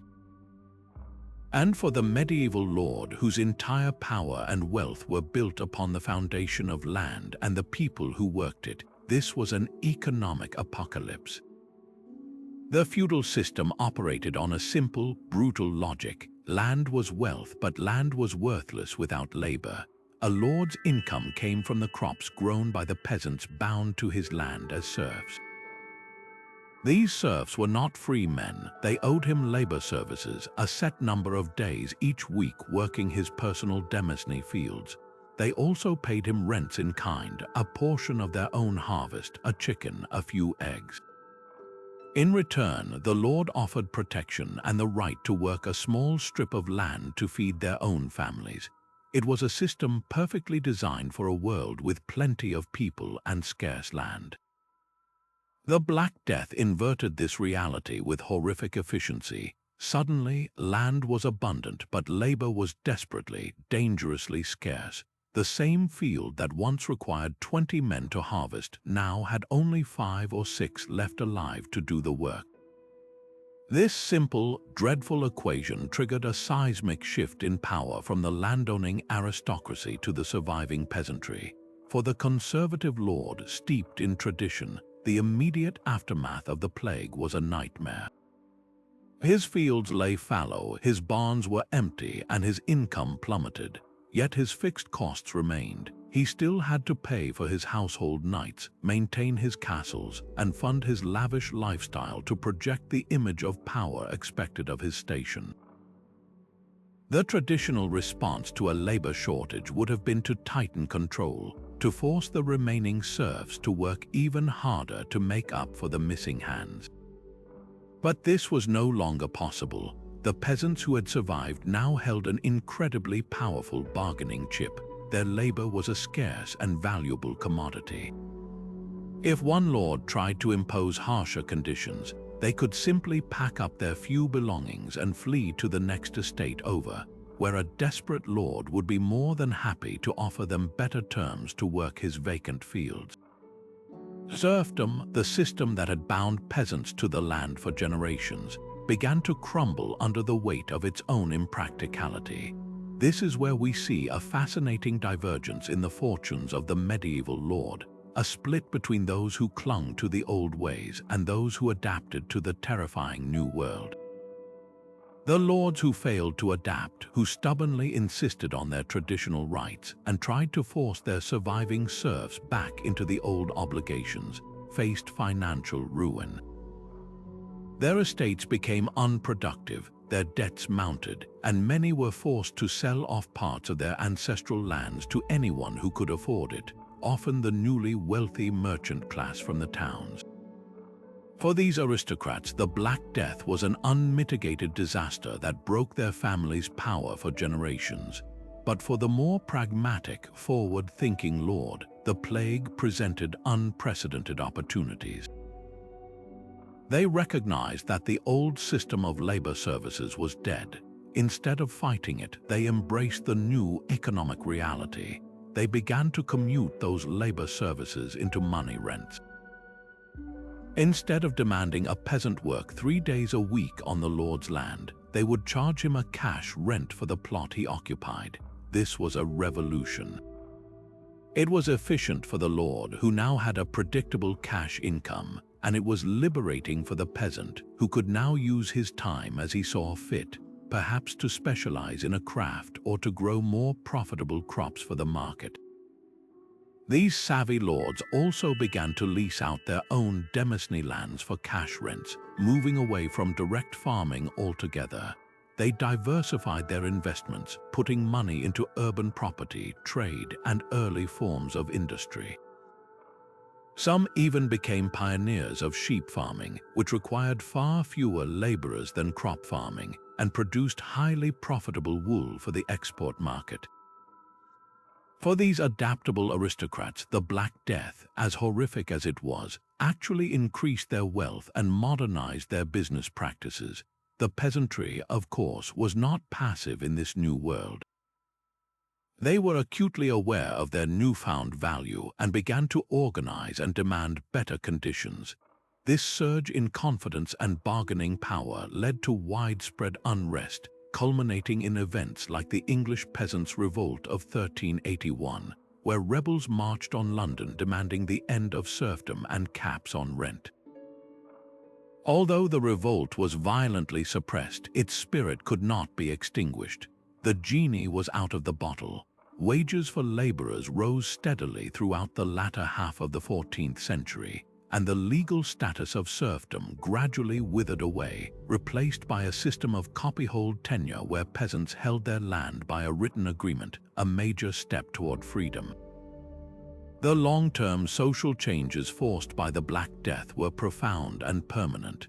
It broke the feudal cycle of land-based wealth and labor-based obligation, accelerating the shift toward a money-based economy.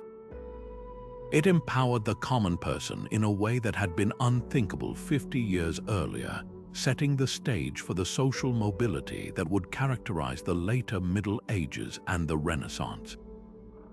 It also, ironically, raised the standard of living for the average survivor, with more land and better wages leading to improved diets and a higher quality of life. For the medieval ruling class, the plague was the ultimate lesson in resilience. It proved that their destiny was not solely determined by battle or inheritance, but could be utterly transformed by forces far beyond their control. The lord who prospered was not necessarily the one with the most ancient bloodline or the strongest castle, but the one who could look at a world emptied by death and see, amidst the despair, the faint outlines of a new beginning.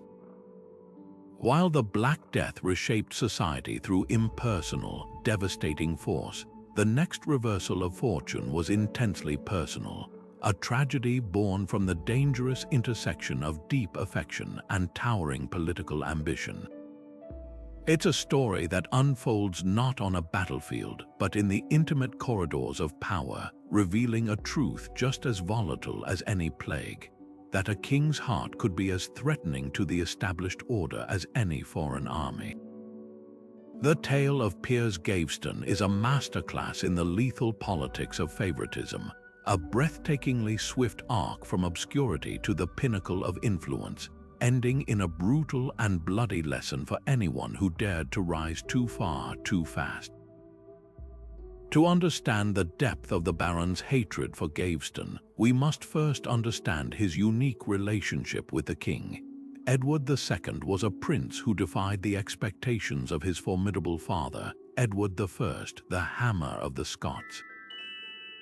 Where the father was a stern, brilliant military strategist and a paragon of medieval kingship, the son was cut from a very different cloth. Edward II was more interested in rustic crafts like digging and thatching than in jousting or statecraft. He was emotional, sensitive, and craved close, personal companionship. It was into this emotional void that Piers Gaveston stepped. He was a young Gascon knight, the son of a loyal but minor noble, sent to serve in the household of the Prince of Wales. He was everything Edward was not: charming, witty, athletic, and possessed of a magnetic confidence that bordered on arrogance. The two young men became inseparable, forming a bond so intense that chroniclers of the time speculated it was a romantic relationship, while others saw it as a classic case of a deep, fraternal friendship that excluded all others. Whatever its exact nature, Edward's devotion to Piers was absolute, and it would become the central, destabilizing fact of his reign. The trouble began even before Edward II was crowned. His aging father, King Edward I, saw the excessive influence Gaveston held over his son and recognized it as a grave political threat. Fearing that this charming favorite would lead the prince astray and undermine the authority of the crown, the old king banished Gaveston from England in 1307. It was a classic move by a stern patriarch to remove a bad influence, but it only served to strengthen the bond between the two friends. When Edward I died in July 1307, one of the new king's very first acts was not to secure his kingdom or mourn his father, but to recall Piers Gaveston from exile. He then heaped honors upon him with a recklessness that stunned the English nobility. Edward made him Earl of Cornwall, a title traditionally reserved for members of the royal family, and married him to his own niece, Margaret de Clare, further weaving him into the royal bloodline. Almost overnight, this foreign knight from a modest background was transformed into one of the greatest magnates in the realm. This sudden, spectacular elevation was a direct insult to the established aristocracy.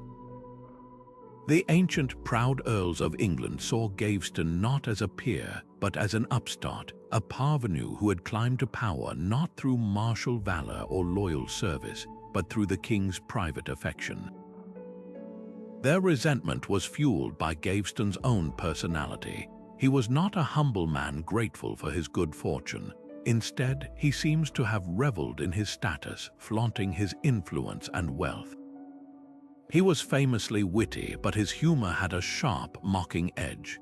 He delighted in giving the powerful barons belittling nicknames. He called the mighty Earl of Warwick the Black Dog of Arden, a term the Earl reportedly swore to make him choke on. He mocked the Earl of Lancaster, the king's own cousin and the wealthiest man in the kingdom, for his political wavering. This was not the careful diplomacy of a courtier. It was the reckless bravado of a man who believed himself untouchable because of the king's protection. He acted as the gatekeeper to the monarch. Access to Edward, patronage, and favor all flowed through Gaveston. For the old nobility, this was an intolerable inversion of the natural order. They were being shut out of power and publicly humiliated by a glorified favorite. The barons' patience finally snapped. Led by Thomas, Earl of Lancaster, they formed a coalition with a single, clear demand: the removal of Piers Gaveston. They wielded a powerful weapon against the king: money. Edward II was perpetually short of funds, especially for his ongoing war in Scotland. The barons used the king's need for taxation as leverage. In 1310, they forced Edward to agree to the exile of his favorite, using a medieval legal instrument known as the Ordinances, which aimed to reform the royal household and curb the king's power to make such arbitrary grants. Gaveston was sent away, but his exile was brief and ineffective. Edward, heartbroken and furious, worked tirelessly to have the ordinances overturned, and by the middle of 1311, Gaveston was back in England, once again at the king's side, and once again dominating the court. This act of defiance was the final straw. The king had not just recalled his friend, He had openly flouted the agreed-upon rules of governance, showing his barons that their collective will meant less to him than the company of one man. The return of Gaveston meant war was inevitable. The coalition of barons, now viewing the king as unfit to rule, took up arms. Their target was not Edward himself, but the man they blamed for corrupting him. Edward and Gaveston, realizing the grave danger, fled north, attempting to find sanctuary in Gaveston's stronghold of Scarborough Castle, but they were pursued relentlessly. While Edward was drawn away to negotiate a feudal truce, the forces of the Earls of Pembroke and Warwick laid siege to Scarborough. Isolated and running out of supplies, Gaveston was forced to surrender in May 1312. He surrendered to the Earl of Pembroke on the condition that he would be held safely and presented to a parliament for a fair hearing. For a moment, it seemed his life might be spared through due process. Pembroke took his prisoner and began the journey south, but this promise of safety was a fragile thing. When Pembroke stopped for the night at a manor to rest, the Earl of Warwick, the Black Dog himself, saw his chance. He launched a surprise raid, seized Gaveston from Pembroke's custody, and carried him off to his own castle at Warwick. There would be no trial, no parliament, no last-minute reprieve.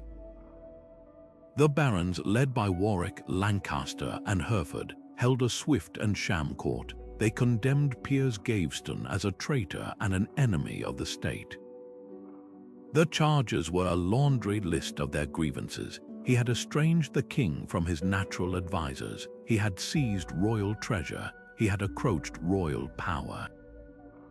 The verdict was a foregone conclusion. On June 19, 1312, they led him out to a spot called Blacklow Hill, which was on the Earl of Lancaster's land. There, before a stunned audience, he was run through with a sword and then beheaded. His body was left where it fell, a grisly testament to the baron's wrath, and only later was it collected by the Dominicans for a proper burial. The man who had been the king's other half, the Earl of Cornwall, was executed like a common criminal on a roadside. His meteoric rise ended with brutal and shocking finality. The aftermath of this judicial murder left a deep and lasting scar on England. King Edward was consumed by a grief that turned into a cold, burning hatred for the men who had killed his friend. He was forced to make a temporary peace with the barons, but he never forgave them. The death of Gaveston became the foundational trauma of his reign, the event around which all future politics would revolve. For years afterward, Edward waited and plotted his revenge, which he would eventually exact on the battlefield at Boroughbridge in 1322, where he defeated and executed his cousin, Thomas of Lancaster. But the victory was Pyrrhic. The precedent of barons killing a king's favorite would haunt the rest of Edward's rule and contribute to his own eventual deposition and murder. Piers Gaveston's story is a perfect, tragic capsule of a specific medieval danger. It underscores that a king's power was not absolute. It was a contract with his most powerful subjects. By lavishing favor on one man to the exclusion of all others, Edward broke that contract. Gaveston's fatal error was not necessarily his low birth, but his failure to navigate the poisonous envy of the court. He believed the king's love was armor enough, but in the ruthless world of medieval power, it proved to be the very thing that made him a target. If the story of Piers Gaveston is a tragedy of a favorite who flew too close to the sun, then the saga of Charles II of Navarre is the story of a political Icarus who not only flew directly into the flames, but somehow managed to steal feathers from the sun itself on the way down.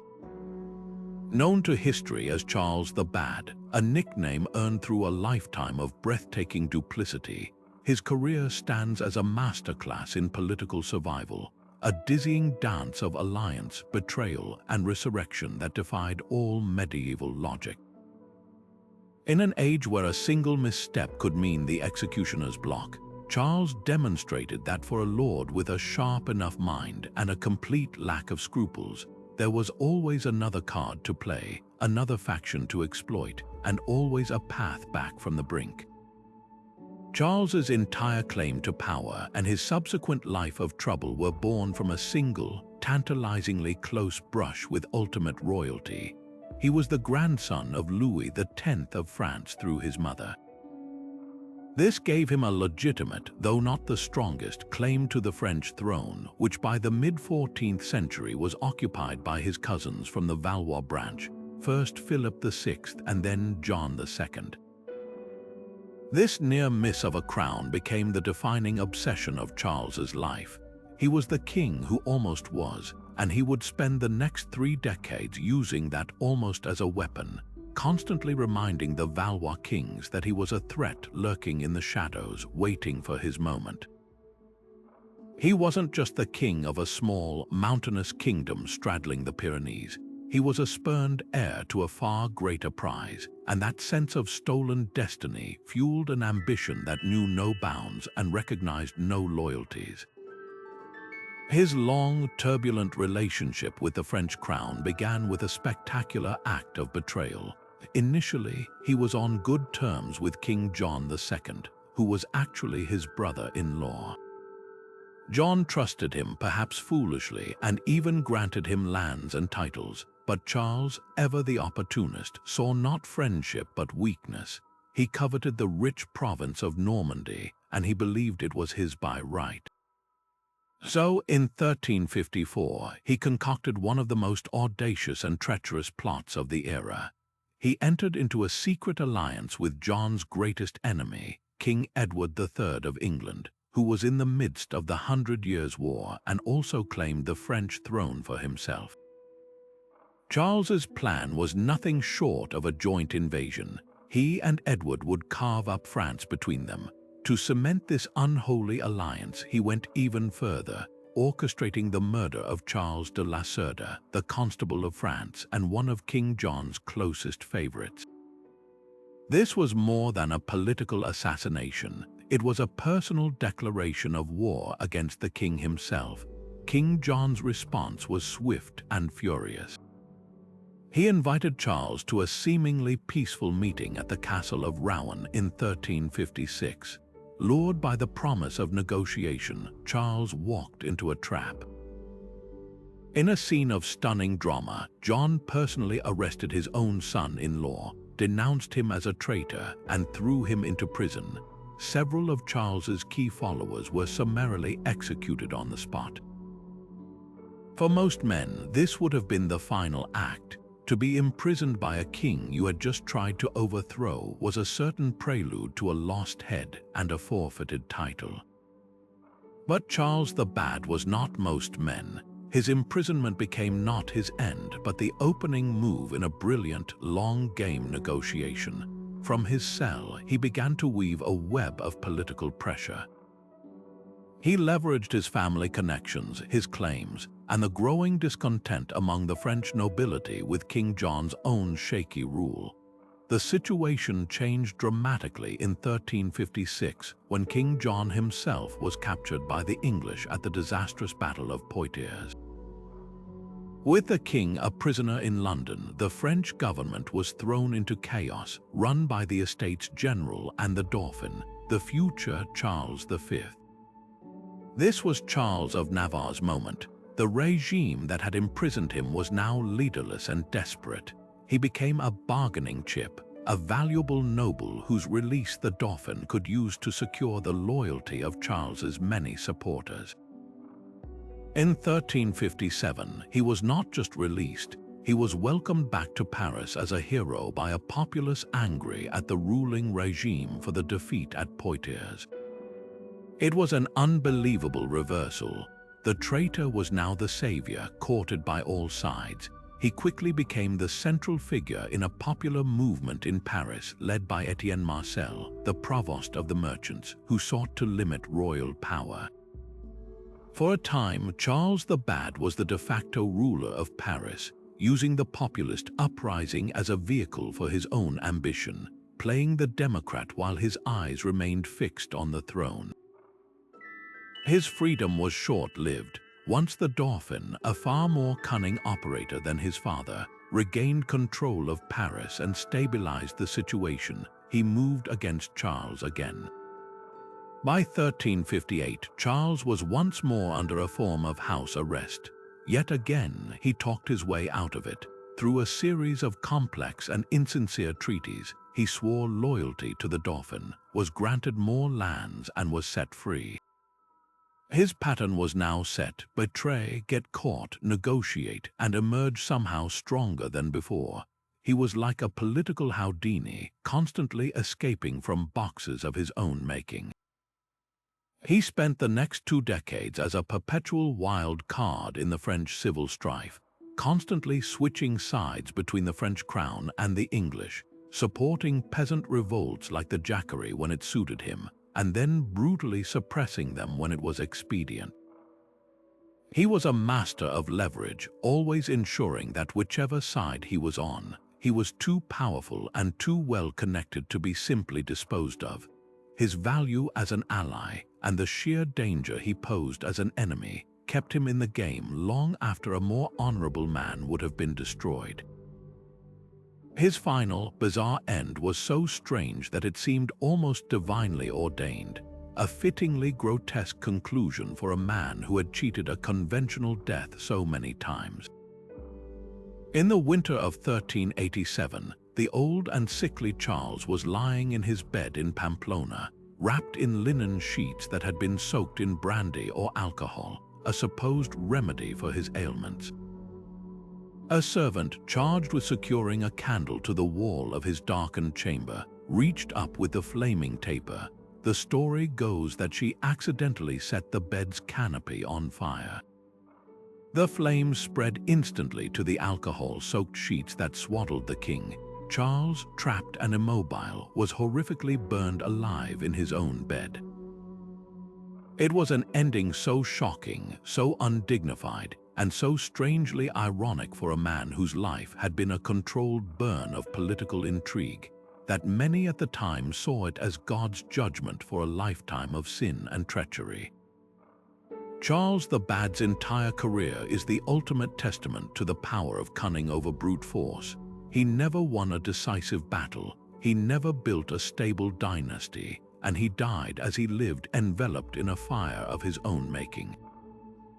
But his genius lay in his understanding of the feudal world's fluid politics.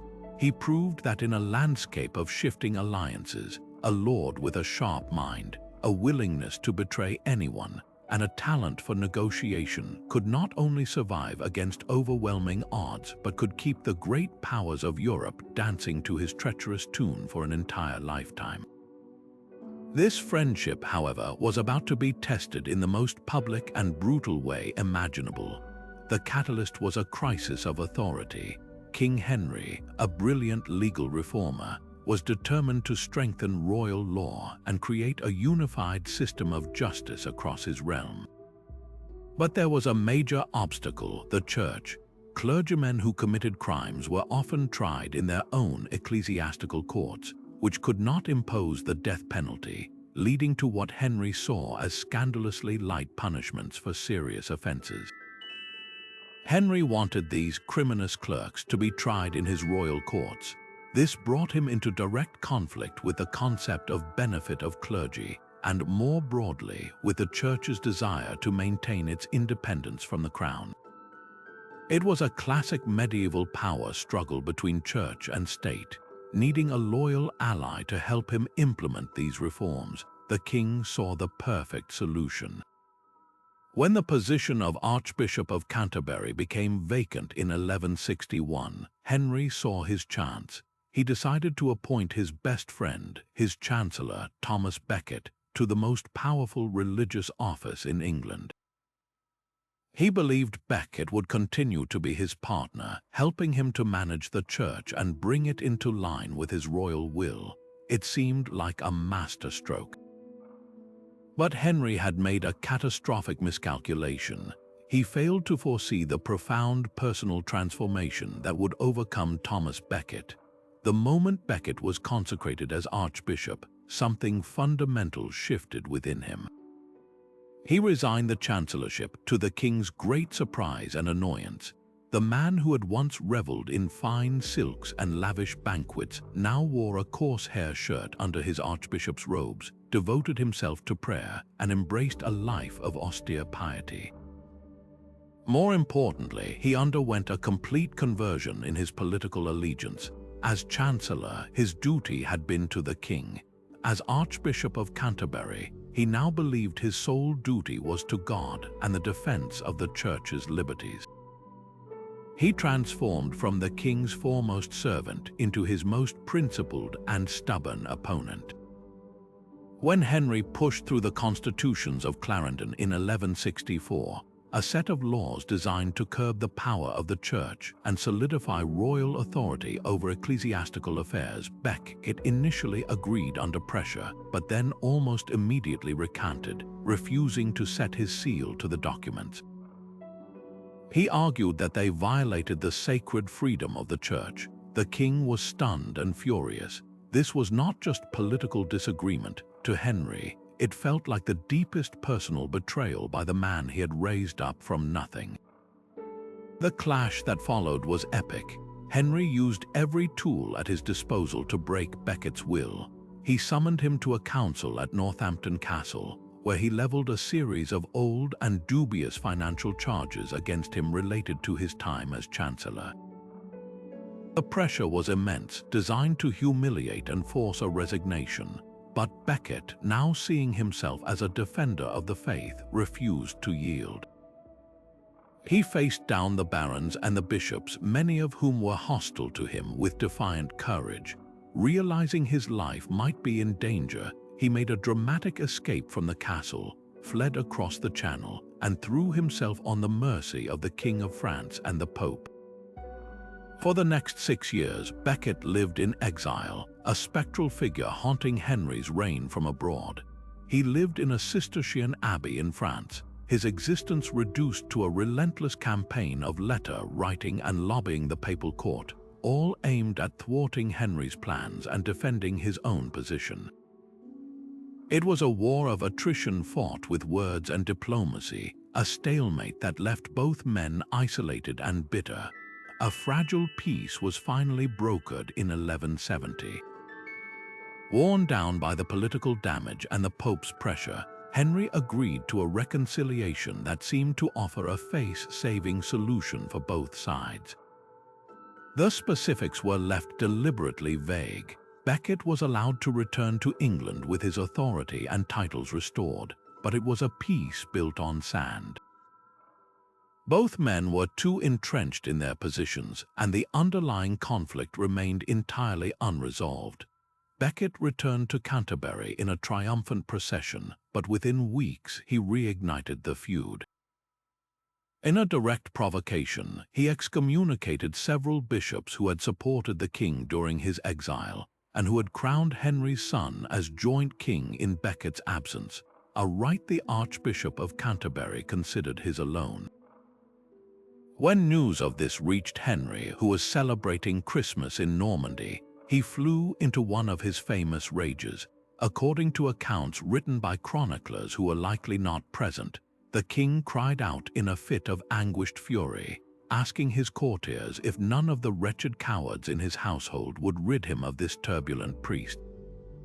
Whether these words were a literal order or merely the anguished outburst of a frustrated king remains one of history's great unresolved questions.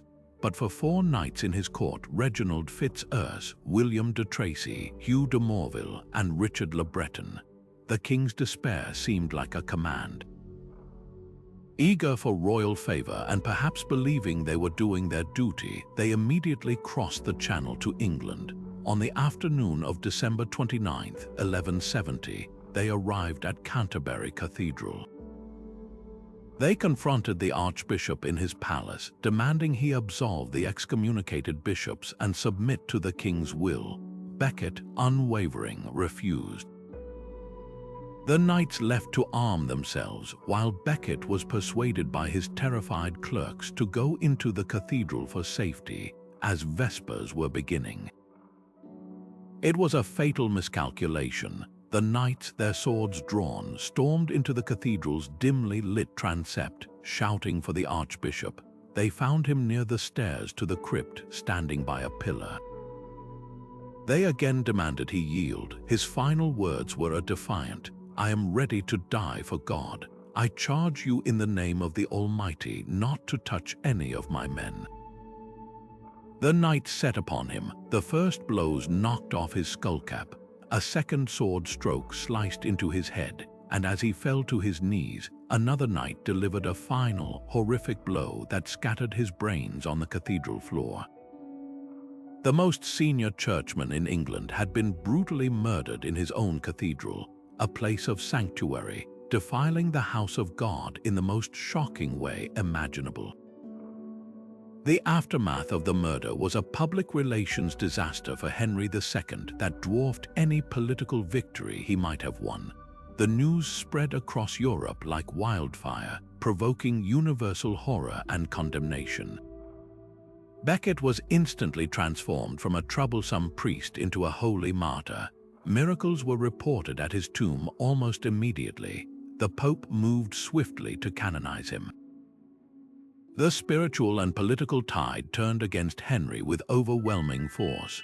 Faced with the threat of excommunication and a potential rebellion from his own horrified subjects, the king was forced to perform a breathtaking act of public penance to save his throne. In July 1174, he walked barefoot through the streets of Canterbury to the crypt where Beckett was buried. There, before a crowd of monks and onlookers, he removed his royal robes and knelt before the tomb. He then presented his back to the attending bishops and abbots, who each took a turn scourging him with rods. He spent the entire night fasting and praying on the cold stone floor of the crypt. This ritual humiliation was the ultimate reversal of fortune. The king who had sought to master the church had been brought to his knees by the legacy of the man he had once called friend. Thomas Becket's martyrdom ensured the very thing Henry had fought against. The independence of the church from royal control was strengthened for centuries.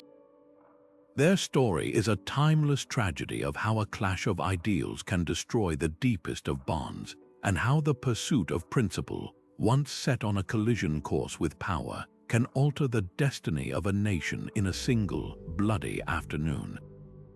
While the tragic murder of Thomas Becket unfolded within the sacred walls of a cathedral, our next story of reversal takes us to the open battlefield, where a different kind of zeal, not for the church, but for the rights of the political community, would clash with the crown. This is the story of Simon de Montfort, a man whose name would become a rallying cry for reform and a warning against the perils of overreach. His saga is a breathtakingly swift arc from respected courtier to revolutionary leader, a man who dared to imagine a government accountable not just to God and the king, but to the realm itself. Unlike so many who challenged the established order, his ambition would ultimately be his undoing. Simon's journey to the center of English power began, like so many others, with a strategic marriage. He was a French nobleman, the son of the infamous Simon de Montfort the Elder, who had led the brutal Albigensian crusade in southern France. Seeking his fortune, the younger Simon came to England to press a claim to the earldom of Leicester, a title that had connections to his family. His persistence and charm won him not only the title but also the attention of King Henry III himself. Henry was so taken with the intelligent and capable young Frenchman that he welcomed him into his inner circle. The bond was sealed when Simon, in a move that shocked the court, secretly married the king's sister, Elina. This was an astonishing match for a mere knight, even an earl, and it speaks volumes about the high regard in which Henry initially held him. For a time, Simon was the king's man, a trusted advisor and a member of the royal family. But the relationship between the strong-willed Simon and the often indecisive, financially irresponsible Henry was always volatile.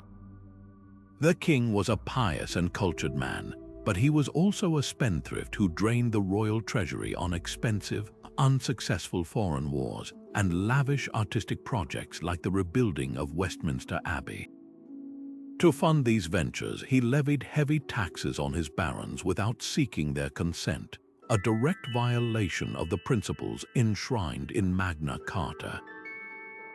Furthermore, he surrounded himself with foreign favorites from his wife's Poitevin family, the Lusignans, whom the English barons deeply resented. Simon, with his own continental background, initially navigated these tensions, but he eventually found himself on the side of the growing baronial opposition. He began to see the king's rule as not just inefficient, but as fundamentally unjust and a violation of the ancient customs of the realm. A series of bitter disputes over money and authority led to a final break, and Simon became the most prominent and vocal critic of the king's misrule. The crisis came to a head in 1258. A coalition of powerful barons led by Simon confronted the king and presented him with a set of demands known as the Provisions of Oxford. This was a revolutionary document. It was not a request for minor reforms, it was a blueprint for a new form of government. The provisions stripped the king of his absolute power, placing him under the authority of a council of barons. It established a new, more representative form of parliament and regularized the administration of justice to prevent royal abuse. Henry, cornered and with little support, had no choice but to agree. For the next few years, Simon de Montfort was effectively the ruler of England, governing through the baronial council and working to implement these radical reforms. He was the champion of the movement, the man who had forced the king to submit to the law. But governing a divided country proved far more difficult than seizing power. Henry chafed under the restrictions, and many barons who had initially supported the reforms grew wary of Simon's own growing authority and his sometimes autocratic style of leadership. The revolutionary coalition began to fracture. Inevitably, Henry found an opportunity to reassert himself. In 1261, he obtained a papal bull from the Pope that absolved him from his oath to uphold the Provisions of Oxford. He immediately dismissed the baronial council and moved to restore his personal rule. England was now split into two armed camps, the royalists who supported the king and the baronial rebels who remained loyal to the Provisions and to Simon de Montfort as their leader.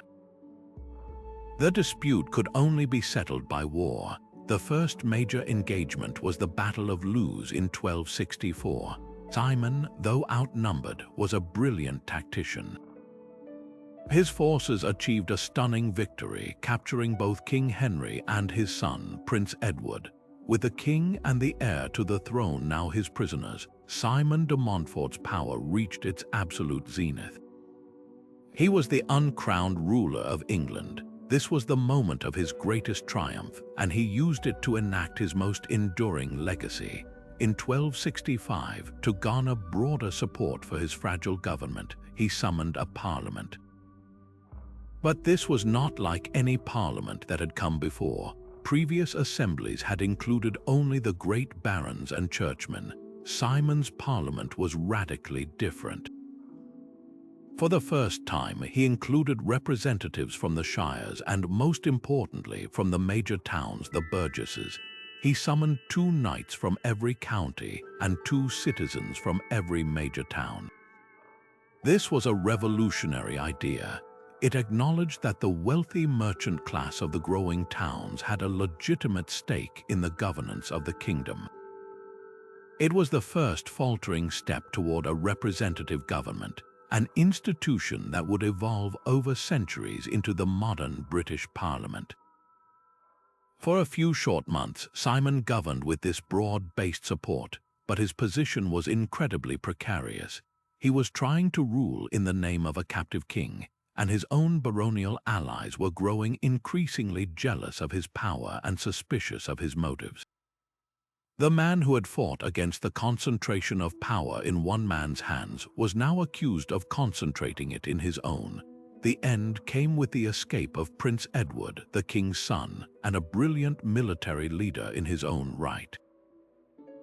Edward had been held under loose guard, and he managed to break free and rally the royalist forces that were still loyal to the crown. He gathered a powerful army and moved to confront Simon, who was in the west of England. Simon, with a much smaller force, began to march east to join up with his own son's army. Prince Edward, a master of maneuver, moved with lightning speed to intercept him before the two rebel forces could unite. He caught Simon's army isolated and exhausted near the town of Evesham on August 4, 1265. As Simon looked down from a hilltop at the approaching royalist army, he realized the hopelessness of his situation. He is said to have remarked, "May God have mercy on our souls, for our bodies are theirs." The battle that followed was less a fight and more a slaughter. Prince Edward had chosen the ground and used his tactical genius to surround the rebel forces. Simon de Montfort, now in his late 50s, fought desperately until he was cut down. His body was mutilated on the field by the victorious royalists, a grisly message to any who would challenge the established order. His head, hands, and feet were cut off and sent to various towns as trophies. The man who had ruled England was reduced to a dismembered corpse. The aftermath was a brutal reversal for his cause. The provisions of Oxford were abolished, and King Henry III was restored to full power. Simon's family was disinherited, their lands confiscated, and his followers were persecuted in a period known as the Dictum of Kenilworth. The reforms he had fought for seemed to have died with him on that bloody field. And yet, his legacy proved far more durable than his enemies could have imagined. While the specific reforms of the provisions were rolled back, the idea behind them could not be erased. Prince Edward, who would soon become King Edward I, learned a crucial lesson from Simon de Montfort. He saw the utility of a representative parliament for building consensus and raising taxes. When he became king, he adopted Simon's model, regularly summoning knights and burgesses to his parliaments, not to limit his power but to strengthen it. The genie of representation was out of the bottle. Simon de Montfort's tragic end at Evesham was a definitive victory for the monarchy, but his revolutionary idea that the government should include the voice of the governed would, in time, become the foundation of the English constitutional monarchy. His story is the ultimate paradox, a man who failed completely in his own lifetime, but whose defeat planted the seed for a political revolution that would eventually change the world. Just when it seemed the Yorkist cause had been extinguished with the death of its leader, a new and far more formidable figure emerged from the shadows to resurrect it. The brutal killing of Richard, Duke of York, at the Battle of Wakefield in December 1460 was meant to be the final act.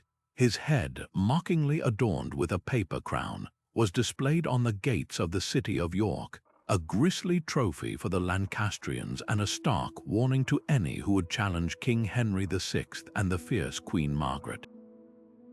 The cause appeared not just defeated but utterly disgraced. The Yorkist faction was now leaderless, its armies scattered, its morale shattered. In the deep of winter, with the Lancastrian forces gathering strength in the north, the entire enterprise seemed destined for the history books as a failed rebellion. But the Lancastrians had made a critical and fatal miscalculation. They had killed the father, but they had forgotten about the sons. The eldest of those sons was Edward, Earl of March. Just 18 years old at the time of his father's death, he was everything the feeble Henry VI was not. He stood well over 6 feet tall, a giant of a man by medieval standards, with striking good looks, a magnetic personality, and a precocious talent for military command that belied his youth. While the Lancastrians were celebrating their victory at Wakefield, Edward was in the Welsh marches, rallying the Yorkist loyalists in the west. He didn't have time to wallow in grief. he had to act immediately to prevent the complete annihilation of his house. News of the disaster reached him, followed swiftly by reports that a separate Lancastrian army, led by the Earl of Pembroke, was moving to crush him. Edward chose to meet this threat head-on. In February 1461, at the Battle of Mortimer's Cross, he faced Pembroke's forces. The morning of the battle was marked by a rare meteorological phenomenon, a parhelion, where three suns appeared to shine in the sky. Edward, with a brilliant instinct for propaganda that would define his reign, immediately spun this as a divine sign, a symbol of the Holy Trinity blessing the House of York. He told his men it was an omen of victory. Emboldened, they fought with ferocious determination and won a decisive victory. Edward had avenged his father's death with his first major command, proving he was a force to be reckoned with. However, the overall strategic picture remained bleak. While Edward won in the west, the Earl of Warwick, the Kingmaker, was defeated by the main Lancastrian army at the Second Battle of St.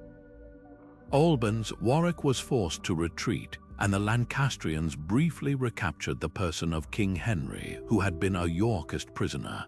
For a moment, it seemed Edward's victory might be for nothing. The road to London was now open to Queen Margaret's northern army, but here the Lancastrians made their second catastrophic error. Margaret's army, composed largely of rough and undisciplined northerners, began to pillage the towns of the south on their march. This terrified the citizens of London, who feared their city would be sacked. When Margaret hesitated to advance directly on the capital, the London leaders made a fateful choice. They closed their gates to the Lancastrians and instead sent word to the victorious Edward, inviting him to enter the city as their protector.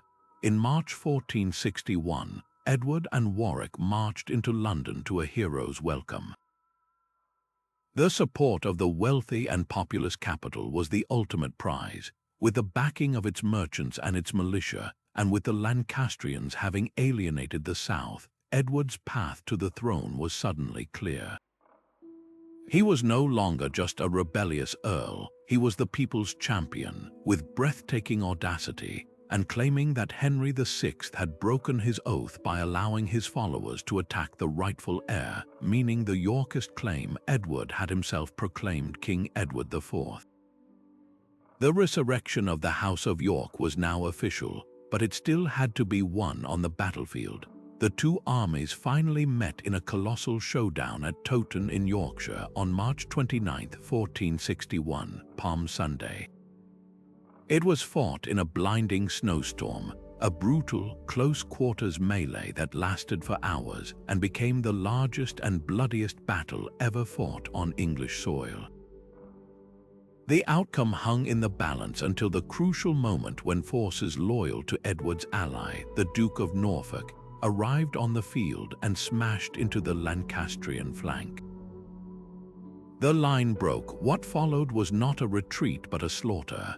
The Lancastrian army was annihilated, its leaders killed or scattered. King Henry, Queen Margaret, and their son fled to Scotland.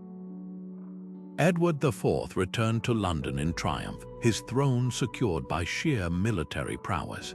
For the next 9 years, he ruled with confidence and growing skill, gradually bringing stability and restoring the crown's finances. He seemed to have successfully laid the ghost of Wakefield to rest, but the wheel of fortune had not stopped turning. Edward's reign was suddenly thrown into chaos by the very man who had helped put him on the throne, the Earl of Warwick. Angered by Edward's secret marriage to Elizabeth Woodville and his subsequent independence, Warwick switched sides. In a stunning coup in 1470, he allied with the exiled Lancastrians, forced Edward to flee to Burgundy, and restored the hapless Henry VI to the throne in what became known as the Redemption. The House of York was overthrown as quickly as it had been resurrected. Edward was now the exile, a king without a kingdom, dependent on the charity of the Duke of Burgundy. It seemed the Yorkist revival had been a fleeting illusion. Yet Edward's resilience was his greatest asset. In the spring of 1471, with a small force of German and Flemish mercenaries borrowed from his Burgundian host, he gambled everything on a daring invasion. He landed in Yorkshire not with an army but with a claim. He announced he had only returned to reclaim his hereditary title as Duke of York, not the crown, a clever, modest ploy to avoid immediate confrontation. It worked. He was able to march south, gathering supporters who were disillusioned with Warwick's rule. His brother, George, Duke of Clarence, notoriously fickle, abandoned Warwick and rejoined Edward's cause. The stage was set for a final reckoning. Edward and Warwick met at the Battle of Barnet, fought in a thick fog on Easter Sunday. In the confusion, Warwick's forces accidentally attacked each other, and the great kingmaker was killed fleeing the field. Just weeks later, Edward crushed the remaining Lancastrian forces at the Battle of Tewkesbury, where the Lancastrian Prince of Wales was killed. The last embers of Lancastrian resistance were extinguished. Shortly after, the deposed King Henry VI was murdered in the Tower of London, almost certainly on Edward's orders. The House of York had not just been resurrected, it had been forged in the fire of repeated adversity, emerging stronger and more secure than ever before. Edward would rule for another 12 years of peace and prosperity, his throne unchallenged. This incredible roller coaster, from the depths of despair at Wakefield to the triumph at Towton, through the humiliation of exile and back to ultimate victory at Barnet and Tewkesbury, stands as one of history's most dramatic testimonies to the power of sheer determination. It proved that in the brutal calculus of medieval power, a claim was never truly dead as long as there was a claimant with the courage, the skill, and the sheer force of will to fight for it. But the wheel of fortune, which had lifted the House of York to such glorious heights, was about to turn one last, vicious time for Edward's youngest brother. Richard, Duke of Gloucester, had been the most loyal and capable of the Yorkist princes, while their brother George, Duke of Clarence, had wavered and betrayed Edward during the upheavals with Warwick. Richard had remained steadfast. He was a proven military commander, a skilled administrator in the north of England where he held vast estates, and a man known for his piety and dedication to the crown. He was the king's most trusted lieutenant, the solid rock upon which the Yorkist dynasty seemed securely built. When Edward IV died unexpectedly in April 1483, the natural expectation was that Richard would continue in this role as the loyal protector for his 12-year-old nephew, who was now King Edward V. The boy was in Ludlow, and Richard was tasked with bringing him to London for his coronation. It was a moment that called for a steady hand to guide the realm through a delicate minority. But what happened next is one of the most controversial and consequential reversals in all of English history. The traditional narrative, immortalized by Shakespeare and the Tudor historians who followed, is one of pure, calculating villainy. According to this version, Richard's ambition immediately seized upon the opportunity. He intercepted the young king's party, arresting and later executing the boy's influential uncle, Lord Anthony Woodville, and his half-brother, Lord Richard Grey. He then took physical control of the new king, placing him in the Tower of London, not as a prisoner, but ostensibly for his protection and to prepare for the coronation. When the boy's younger brother, the Duke of York, was persuaded to join him in the Tower, Richard held both heirs. Then he launched a breathtaking propaganda campaign. He declared his brother Edward IV's marriage to Elizabeth Woodville invalid, based on a supposed pre-contract of marriage to another woman, making all their children illegitimate and therefore ineligible for the throne. With the princes now officially bastards, Parliament under obvious duress petitioned Richard to take the crown himself. He was crowned King Richard III in July 1483.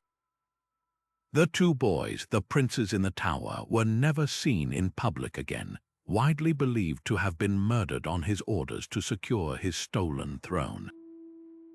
This is the story of the monstrous hunchback, the wicked uncle, a story so powerful it has defined Richard's image for over 500 years.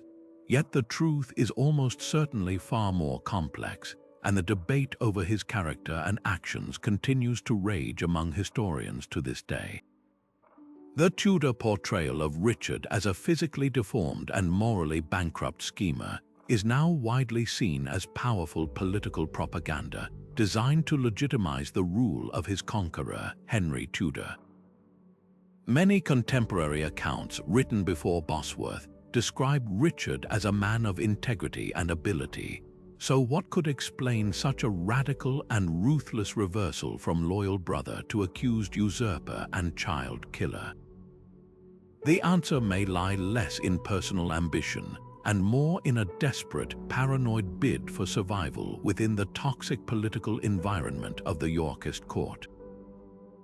Richard had spent years governing the north away from the Woodville family, who held immense influence over the young king and were deeply disliked by the old nobility.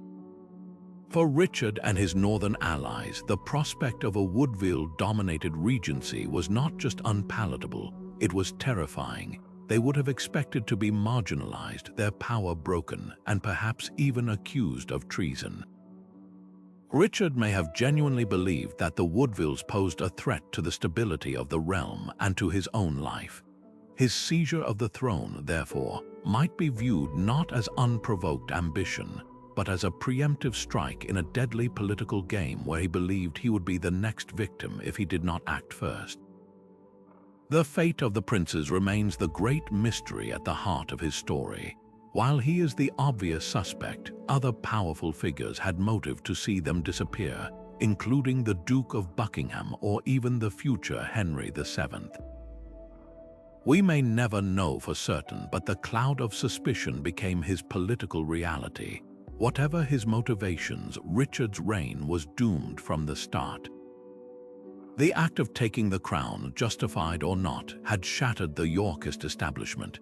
It alienated many who had been loyal to his brother, creating a pool of discontented nobles who were ripe for rebellion. Just months after his coronation, a major revolt broke out, led by his former ally, the Duke of Buckingham. Although Richard crushed this rebellion, the underlying instability remained. Then a new and far more dangerous threat emerged from across the Channel. Henry Tudor, the last surviving Lancastrian claimant with a pathetically weak bloodline, had been living in exile in Brittany. He was now the focal point for all opposition to Richard, promising to marry Edward IV's daughter, Elizabeth of York, and thus unite the warring houses. Henry gathered a small army of mercenaries and disaffected English exiles and set sail for Wales in August 1485. The two armies met on August 22, 1485, near the town of Market Bosworth. Richard held every advantage. He had the larger army, the superior position, and he was a seasoned battle commander. Yet as the lines clashed, the fickle nature of medieval loyalty was put on brutal display. Key lords on whom Richard relied, most notably Lord Stanley and his brother Sir William Stanley, who commanded significant forces, held back from the fight, waiting to see which way the wind would blow. The crucial moment came when Richard, seeing Henry Tudor poorly guarded across the field, made a desperate and audacious decision. He gathered his household knights and launched a direct cavalry charge straight at the heart of the Tudor command. It was a tremendous gamble, a bid to decide the battle in a single, violent stroke by killing his rival personally. The charge almost succeeded. Richard, fighting with legendary ferocity, cut his way through Henry's bodyguards and is said to have killed Henry's standard-bearer before being surrounded and overwhelmed by the Stanley forces, who finally chose that moment to intervene on Tudor's side. Abandoned by a portion of his own army, Richard III was cut down in the marshland. His crown was reportedly found hanging on a thorn bush and placed on Henry Tudor's head. The last Plantagenet king and the last English king to die in battle was stripped naked, slung over a horse, and paraded back to Leicester. His body was publicly displayed for 2 days to prove he was truly dead, then buried in a crude, unmarked grave. While kings and nobles across Europe were fighting for thrones with swords and spears, a quieter but no less revolutionary shift in power was taking place in the bustling, cloth-filled streets of Florence. Here, the currency of influence wasn't bloodline or battlefield glory, it was gold, and no family mastered this new economy of power better than the Medici. Their story is often told as a Renaissance epic, but its foundations were firmly laid in the late Middle Ages, a period that witnessed the dramatic rise of a new ruling class, the merchant bankers. The Medici Ascent demonstrates a fundamental truth that was beginning to unnerve the old aristocracy, that a ledger book could be mightier than a lance, and that financial acumen could build a dynasty as powerful as any forged by feudal loyalty. The family's journey to prominence began not in a palace but in a back office. The Medici were originally part of Florence's wealthy merchant class, a group known as the popolo grasso, or fat people. Their first forays into banking came through a distant relative, but it was Giovanni di Bicci de' Medici, born in 1360, who truly laid the cornerstone of the family's fortune. He started as a junior partner in a bank but soon branched out on his own, establishing the Medici Bank in 1397. Giovanni was a cautious, shrewd, and conservative banker. He understood the cardinal rule of finance: manage risk. He avoided making enormous, risky loans to kings and nobles who were notoriously bad at repaying their debts. Instead, he focused on a more reliable and ultimately more powerful clientele, the papacy. Giovanni's bank became the preferred financial agent for the Roman Curia, handling the vast and complex flow of money from every corner of Christendom into the papal coffers. This was a masterstroke. It provided a steady, massive, and relatively secure income stream, as the Church's financial obligations were far more reliable than those of a warring prince.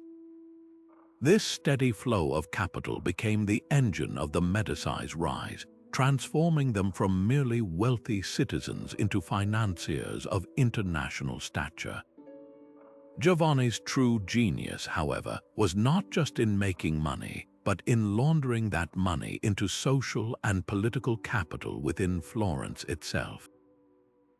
The city was a republic in name, but its politics were a vicious, often deadly, game fought between powerful families. Giovanni played this game with subtlety.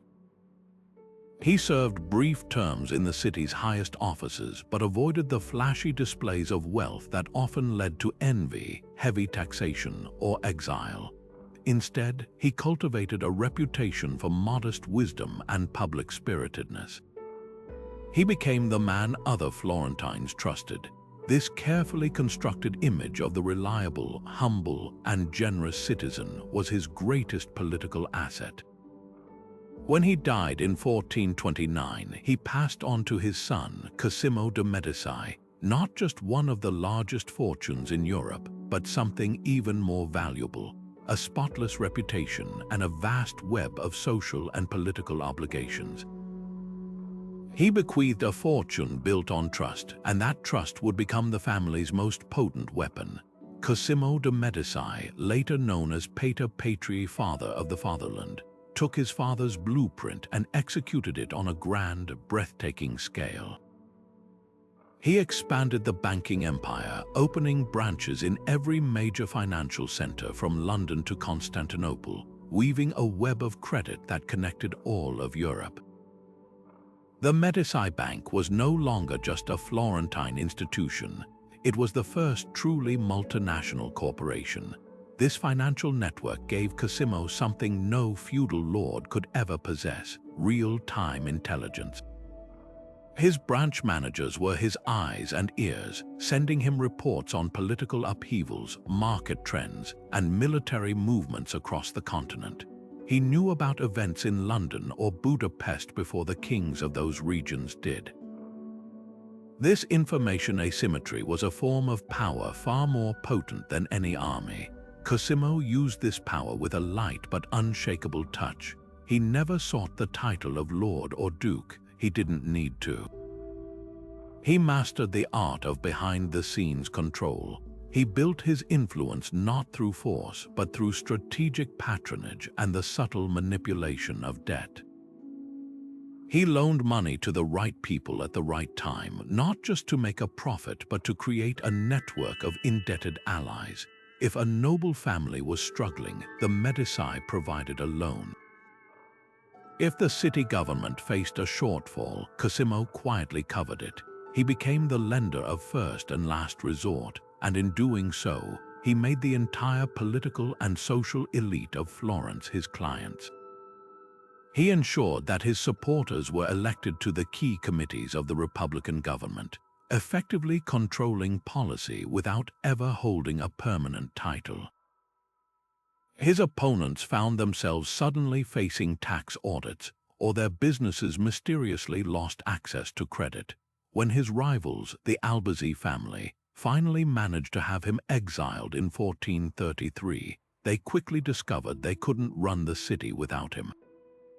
The economy faltered, and within a year he was invited back in a triumphal procession. He had made himself indispensable. The Florentine Republic continued to function with all its committees and councils, but everyone knew who truly held the purse strings and therefore the power. This soft power was complemented by a breathtaking program of cultural patronage that served a dual purpose. Cosimo and his descendants, most notably his grandson Lorenzo the Magnificent, became the greatest patrons of art and architecture since the ancient Romans. They funded the works of Donatello, Brunelleschi, Botticelli, and Michelangelo. They built palaces, libraries, and churches. This was far more than vanity. It was brilliant political strategy. This lavish spending on public beautification created jobs for craftsmen and artists, fostering goodwill among the common people. It also demonstrated the family's taste, wisdom, and magnificence qualities associated with rightful rulers. They were crafting a new ideology of power, one based on merit, wealth, and cultural sophistication rather than ancient bloodlines. They were building their own legitimacy, brick by brick, painting by painting. The ultimate testament to their success was their penetration of the oldest and most exclusive aristocracy in Europe, the Church. The Medici, mere merchants a few generations prior, now began to produce cardinals and popes. Giovanni di Bixi's other son, Lorenzo, was the first to enter the Church's upper echelons. His son, Giovanni, was made a cardinal at the absurdly young age of 14 and would later briefly become Pope Leo X.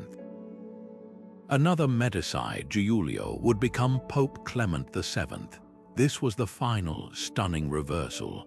They had not just married into the nobility, they had become princes of the Church itself, wielding spiritual authority that dwarfed the temporal power of any duke or count.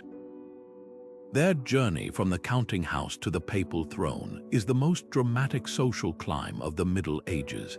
The Medici story signals a profound and permanent shift in the nature of power. It proved that economic influence, shrewdly managed, could bypass centuries of feudal tradition. They didn't conquer Florence with an army, they bought it with a bank, and in doing so, they heralded the dawn of a new world where finance would forever be entangled with fate. For nearly 2 centuries, the Knights Templar stood as the most formidable and respected military order in all of Christendom.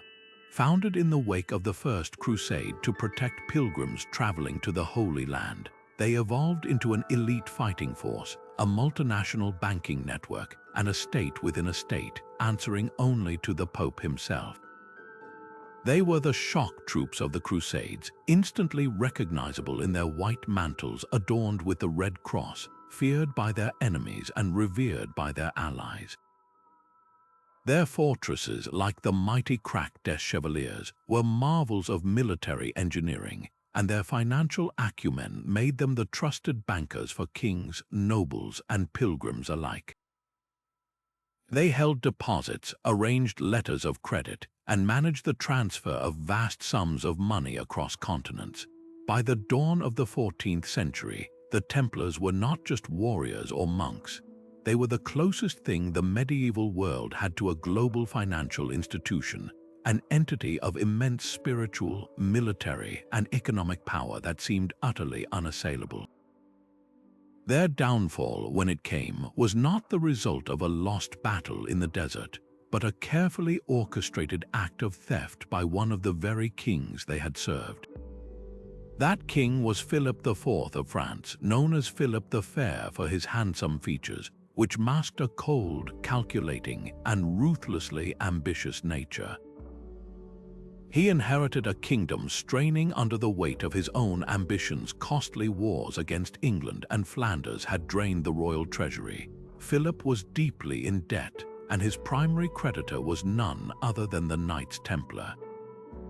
He had even stored the French crown jewels in the Paris Temple, their impregnable fortress that served as the Order's European headquarters. The irony was profound. The king was effectively a tenant in his own capital, living next door to his bankers, a constant reminder of his financial impotence. For a monarch obsessed with consolidating absolute power and asserting the supremacy of the French crown over all other authorities, including the papacy, the Templars represented a glaring anomaly. They were an international organization with vast wealth and their own army, operating within his borders but outside his control. Their loyalty was to the Pope, not to the King of France. This combination of immense wealth and independent power made them not just a nuisance in Philip's eyes, but a threat, and their wealth made them a target.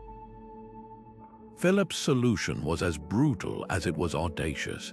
He would not ask for the money, he would simply take it, and he would use the most powerful weapon in his medieval arsenal: accusation. Heresy was the nuclear option of the Middle Ages, a charge that could destroy any individual or institution, nullifying all their rights and privileges and justifying the seizure of all their property. Philip and his clever lawyers, led by the ruthless Guillaume de Nogaret, began a secret campaign to manufacture evidence against the order.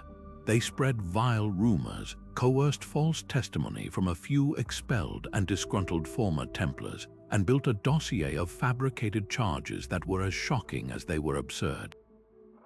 The Templars were accused of denying Christ, spitting on the cross, worshipping a mysterious idol called Baphomet, and engaging in homosexual practices and obscene initiation rituals.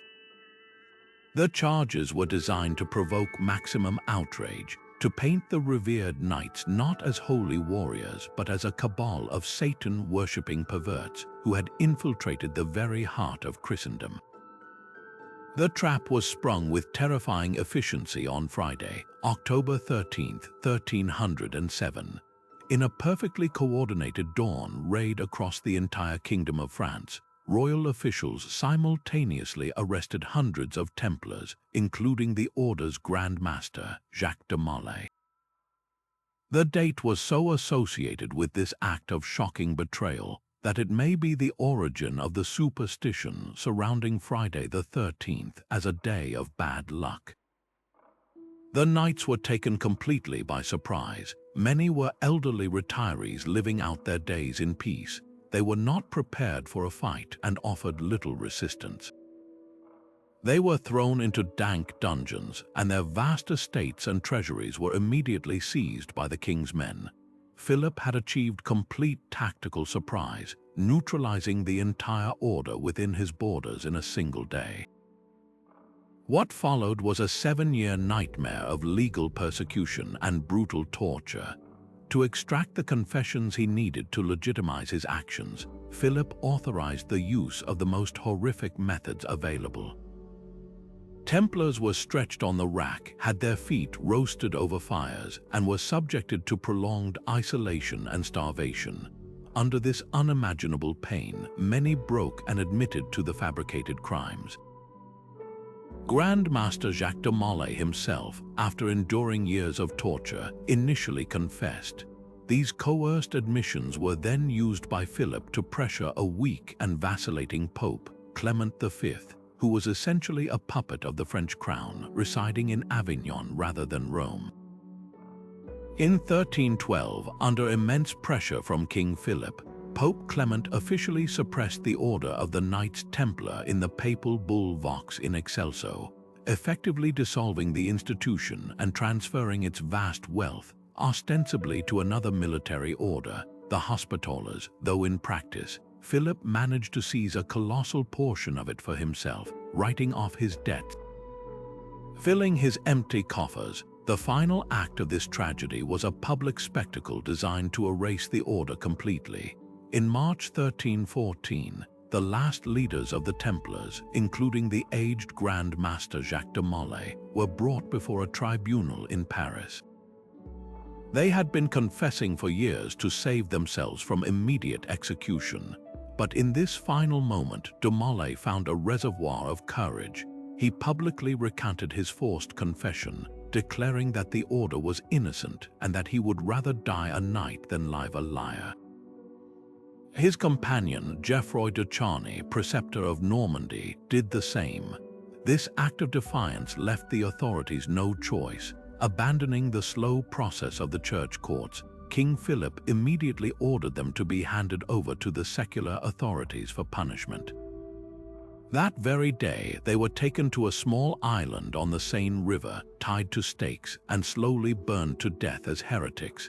Legend holds that as the flames consumed him, Jacques de Molay loudly proclaimed his innocence and called upon both King Philip and Pope Clement to meet him before God's tribunal within a year. Whether by coincidence or the power of the story, both men were indeed dead within the year, adding a final, haunting note of poetic justice to the affair. The fall of the Knights Templar sent a chilling message throughout Europe. It demonstrated that no institution, no matter how powerful, holy, or respected, was safe from the greed of a determined monarch. Their real crime was not heresy, but their financial power and their political independence. Philip the Fair had weaponized the law and the church to commit an act of grand theft on a national scale, proving that the greatest threat to a medieval lord was often not a foreign army, but a bankrupt king with a clever lawyer and a complete lack of scruples. The Templars' fate stands as a stark reminder that in the Middle Ages, immense wealth could be a magnet for envy and a catalyst for destruction, making its holder a target for those who wielded the crown.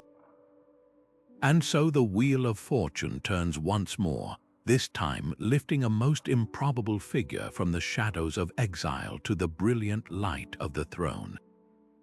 If Richard III's story is one of a king's catastrophic fall, then the saga of Henry Tudor is the mirror image, a breathtaking ascent that defied all logic and expectation. For most of his life, Henry's story was not one of destiny, but of mere survival. He was born into the blood-soaked chaos of the Wars of the Roses, his lineage a fragile thread connecting him to power. His mother, Margaret Beaufort, was a descendant of John of Gaunt, giving Henry a sliver of Lancastrian royal blood, but it was a weak and contested claim, clouded by questions of legitimacy. His father, Edmund Tudor, died before Henry was even born, leaving him a posthumous heir to a title but not a crown. For a young boy in this brutal era, his name made him a target, not a prophecy. His youth was a masterclass in evasion and endurance. After the Lancastrian cause was shattered at the Battle of Towton in 1461, the Yorkist victors sought to eliminate any potential rival. The young Henry, just a boy, became a pawn in this deadly game. he was whisked away from his mother and hidden by his Lancastrian guardians in the remote castles of Wales. But as the Yorkist grip on power tightened, even Wales became unsafe. In 1471, at the age of 14, the threat became existential. The final destruction of the Lancastrian line at the Battle of Tewkesbury and the subsequent murder of Henry VI left young Henry as one of the last remaining figures around whom opposition could coalesce. His guardian, William Herbert, had been a Yorkist, but with the political winds shifting, the boy's very existence was a liability. To save his life, his uncle Jasper Tudor gathered him up and fled. What followed was a desperate 14-year exile, a life on the run. They sought sanctuary in the Duchy of Brittany, whose ruler, Duke Francis II, was one of the few European powers hostile to the Yorkist kings of England. For Henry, the court of Brittany became his unlikely home and his prison. He was treated with respect as a noble guest, but he was also a valuable political hostage, a piece to be bargained with. He lived under constant watch, aware that at any moment he could be bargained away to Edward IV or Richard III in exchange for a treaty or a ransom. There were several close calls, plots to kidnap him and return him to England, almost certainly to face execution. This long, tense period of waiting forged in Henry a character defined by caution, patience, and a profound understanding of realpolitik. He was not a warrior king in the making. He was a strategist, a calculator of odds, learning the art of survival in the most precarious of circumstances. Back in England, the very thing that had made Henry's exile necessary was now creating the opportunity for his return. Richard III's seizure of the throne had fractured the Yorkist establishment. The disappearance of his two nephews and the ruthless elimination of rivals like Lord Hastings created a deep well of fear and resentment. Many of the powerful nobles who had supported Edward IV were now leaderless and terrified.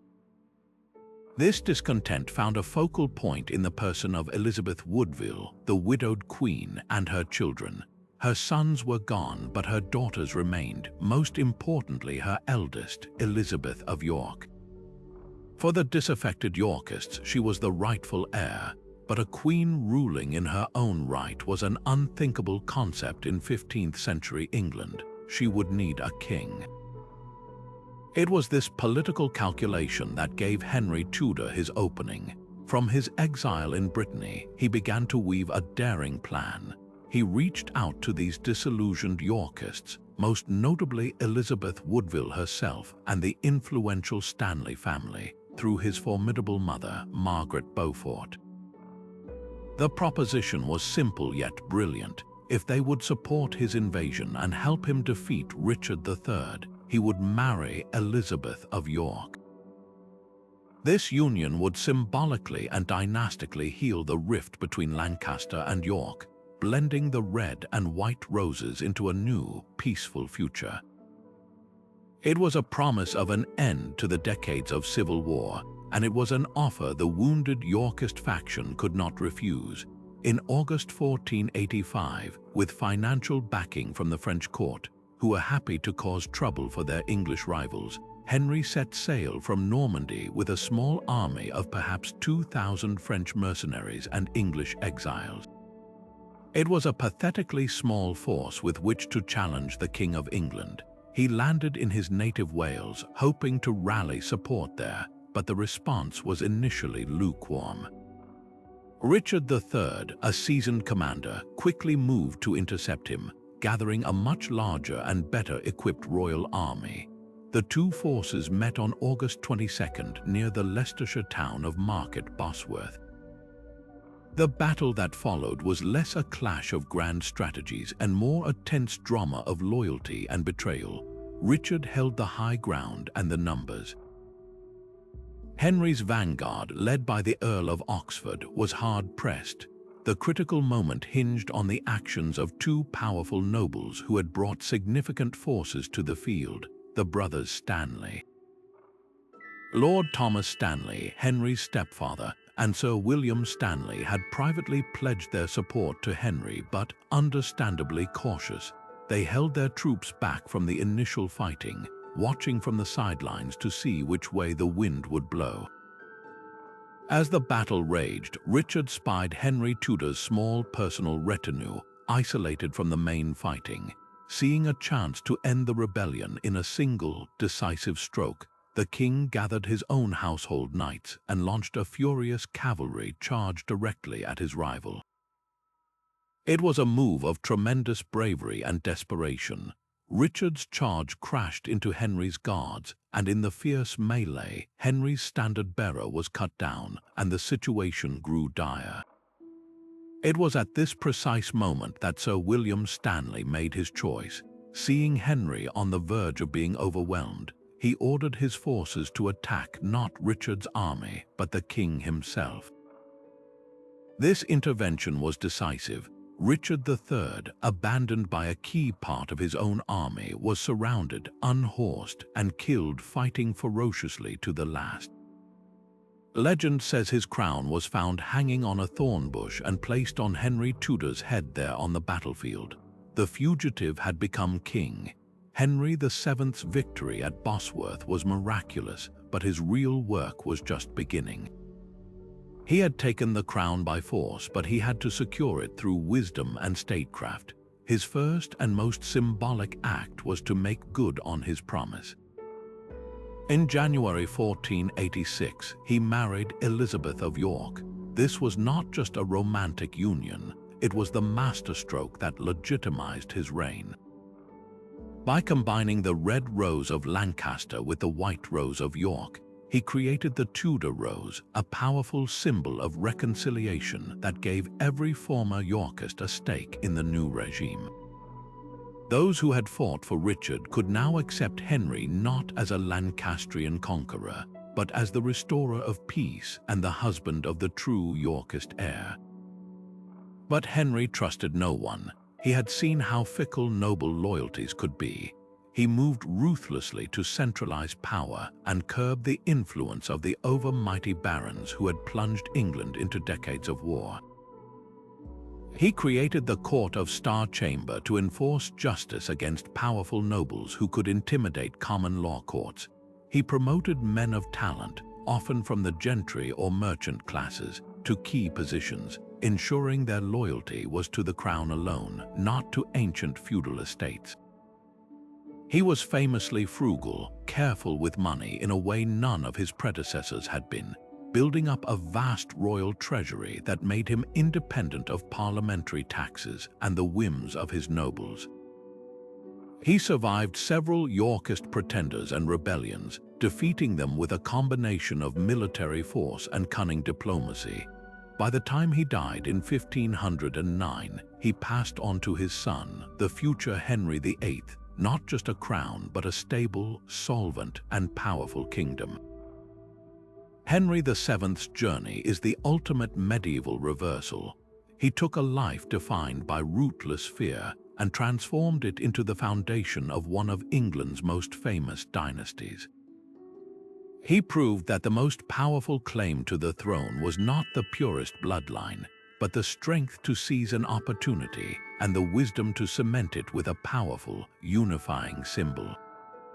While the Tudors were consolidating their power in England and the Medici were mastering the art of finance in Florence, a different kind of power was rising in the heart of Europe, one that didn't seek a crown in the traditional sense, but instead built a dazzling, independent state that stood as a rival to kingdoms. This was the Duchy of Burgundy, and its story is a masterpiece of medieval statecraft, a breathtaking ascent built on silk, steel, and savvy marriages that almost redrew the map of Europe. Yet its fall was even more dramatic than its rise, serving as the ultimate cautionary tale of how ambition, when left unchecked, can become its own greatest enemy. The foundations of this improbable state were laid not on a battlefield but at the altar. It began in 1363 when King John II of France, seeking to reward his youngest and favorite son, Philip, granted him the Duchy of Burgundy. This was a fairly standard practice, but Philip, known as Philip the Bold for his courage at the Battle of Poitiers, possessed an ambition that far outstripped his inheritance. His first and most crucial move was another marital alliance. He married Margaret, the heiress to the County of Flanders. This union was a stroke of genius. Suddenly, the ducal title came with control over the richest urban centers in northern Europe, the Flemish cities of Ghent, Bruges, and Ypres. These were not just towns, they were the engines of the medieval economy, where countless looms turned English wool into the finest cloth, coveted by aristocrats from London to Constantinople. The taxes from this trade generated a river of gold that flowed directly into the dukes' coffers, giving them a financial power that dwarfed that of many kings. Over the next 4 generations, the Valois dukes of Burgundy used this immense wealth as fuel for a relentless campaign of territorial expansion and cultural magnificence. They didn't conquer through brute force alone. They acquired through inheritance, purchase, and cunning diplomacy. Philip's successors, John the Fearless and Philip the Good, methodically pieced together a sprawling, disconnected realm that stretched from the verdant hills of their original duchy in east-central France all the way to the North Sea. They absorbed counties and duchies like Brabant, Hainaut, Holland, and Luxembourg. This was not a contiguous, easily defensible kingdom. It was a sprawling patchwork of territories held together by personal loyalty to the duke and, most importantly, by the sheer gravitational pull of Burgundian wealth and prestige. The court they established became the most brilliant and luxurious in all of Christendom, a magnet for artists, musicians, and thinkers. The painter Jan van Eyck captured their opulent world in meticulous detail, while composers like Guillaume Dufay filled their chapels with complex polyphony. The Order of the Golden Fleece, founded by Philip the Good, was more than a chivalric order. It was a binding political tool that tied the greatest nobles of the Low Countries to the Duke's personal service. They created a national identity out of thin air, fostering a Burgundian patriotism that often outweighed loyalty to the distant King of France. This deliberate cultivation of a separate identity was the heart of their project. The dukes styled themselves as independent sovereigns in all but name. They established their own powerful parliament, their own sophisticated bureaucracy, and their own standing army, which was the most professional and feared force of its day. They moved their capital from Dijon in Burgundy to the more centrally located and wealthy city of Brussels, signaling a shift in their focus from their French roots to their northern, Netherlandish possessions. The elephant in the room, however, was always the King of France. Technically, the Duke of Burgundy was a vassal of the French crown for his original duchy. But as their power grew, the dukes chafed under this technicality. They began to act with increasing independence, even allying with France's mortal enemy, England, during the 100 Years' War. The relationship was a toxic blend of family rivalry and geopolitical struggle. They were cousins to the French Valois kings, but they were also their most dangerous competitors. The culmination of this century-long project and the beginning of its end arrived with Charles the Bold. Charles was the embodiment of Burgundian ambition, but he lacked the patient, calculating diplomacy of his ancestors. Where they had been cunning, he was confrontational. Where they had built, he sought to conquer. He was obsessed with a single, grand vision, to finally connect the two disconnected halves of his realm, the Duchy of Burgundy in the south and the wealthy Low Countries in the north, by carving a path through the independent Duchy of Lorraine. He dreamed of resurrecting the ancient kingdom of Lotharingia and having himself crowned as its king, an independent monarch equal to the rulers of France or the Holy Roman Empire. This dream consumed him and led him into a series of reckless and costly wars on multiple fronts. He fought the Swiss Confederacy, whose pikemen were the finest infantry in Europe. He fought the Duke of Lorraine. He fought the King of France, Louis XI, a wily and patient spider of a man known as the Universal Spider, who was more than happy to bankroll Charles's enemies and watch his powerful rival bleed himself dry. Charles's aggressive expansion terrified all his neighbors, uniting them against him in a coalition that would have been unthinkable a generation earlier. The Swiss, in particular, handed him a series of humiliating defeats. The legendary Burgundian army, once invincible, was mauled at the battles of Grandson and Morat in 1476. Charles was forced to retreat, his artillery train captured, his camp filled with tapestries, jewels, and personal effects, plundered by the pragmatic Swiss soldiers who valued fine cloth more than chivalric glory. These defeats shattered the aura of invincibility that was crucial to Burgundian power. Broke, humiliated, but still burning with ambition, Charles gathered the remnants of his army and laid siege to the city of Nancy in Lorraine, which had rebelled against him. It was here, on a frozen field on January 5, 1477, that the dream of a Burgundian kingdom died. Charles's depleted force was surrounded and annihilated by a combined army of Swiss, Lorrainers, and Alsatians. The Duke himself was killed in the fighting. His body, stripped and mutilated by looters, was so badly hacked that it was only identified 2 days later by his personal physician, who recognized his long fingernails and old battle scars. The death of Charles the Bold was not just the end of a man, it was the end of a state. He left as his heir a 20-year-old daughter, Mary. In the medieval world, a young, unmarried duchess was not a ruler, she was the ultimate prize. King Louis XI of France immediately pounced, invading the Duchy of Burgundy itself and formally annexing it to the French crown, arguing that as a reverted fief held by a woman, it was his by right.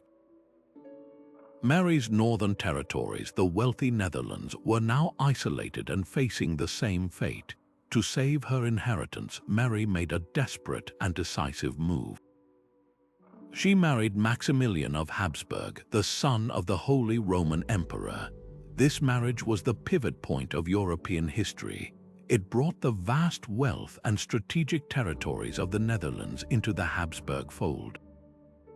While France swallowed the original duchy, the Burgundian Netherlands became the jewel in the Habsburg crown, passing eventually to Mary and Maximilian's grandson, the Emperor Charles V.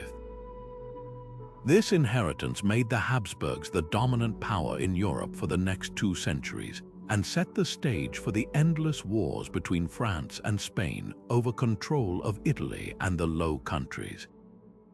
The brilliant, ambitious project of the Valois Dukes of Burgundy vanished almost overnight, its territories carved up by greater powers. Their legacy is a profound lesson in the limits of power. They built a magnificent state through genius and opportunity, but they destroyed it through overconfidence and an inability to see that their very grandeur had made them a threat that the rest of Europe would inevitably unite to crush.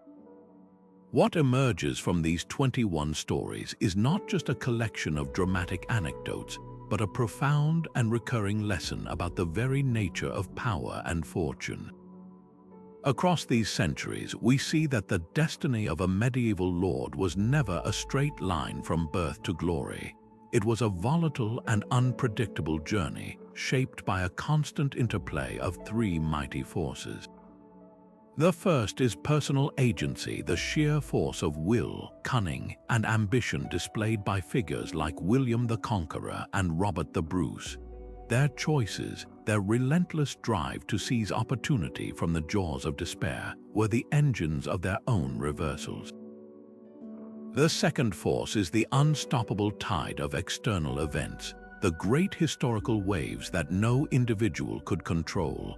The Black Death did not care about noble bloodlines. it reshaped the entire economic landscape of Europe, empowering peasants and ruining lords who failed to adapt. The rise of banking and a money-based economy, exemplified by the Medici, slowly eroded the feudal system itself, proving that financial acumen could be a more potent weapon than a knight's lance. And finally, there is the undeniable role of sheer dumb luck, the bizarre accident that burned Charles the Bad alive in his bed, the sudden mental collapse of Henry VI, or the thick fog at the Battle of Barnet that caused Warwick's army to attack itself. History is not a predetermined path. It is a chaotic and often random dance between human action and circumstance. These ancient stories are not locked in the past. They echo powerfully in our modern world, offering a lens through which to view our own volatile landscapes. In the cutthroat arena of business, we see the same dynamics play out. A tech giant, seemingly unassailable in its market dominance, can be toppled by a disruptive startup, a modern-day Henry Tudor challenging a corporate Richard III. The sudden collapse of an industry, much like the fall of the Knights Templar, can be triggered by new regulations or a shift in public sentiment, demonstrating that even the most entrenched institutions are vulnerable.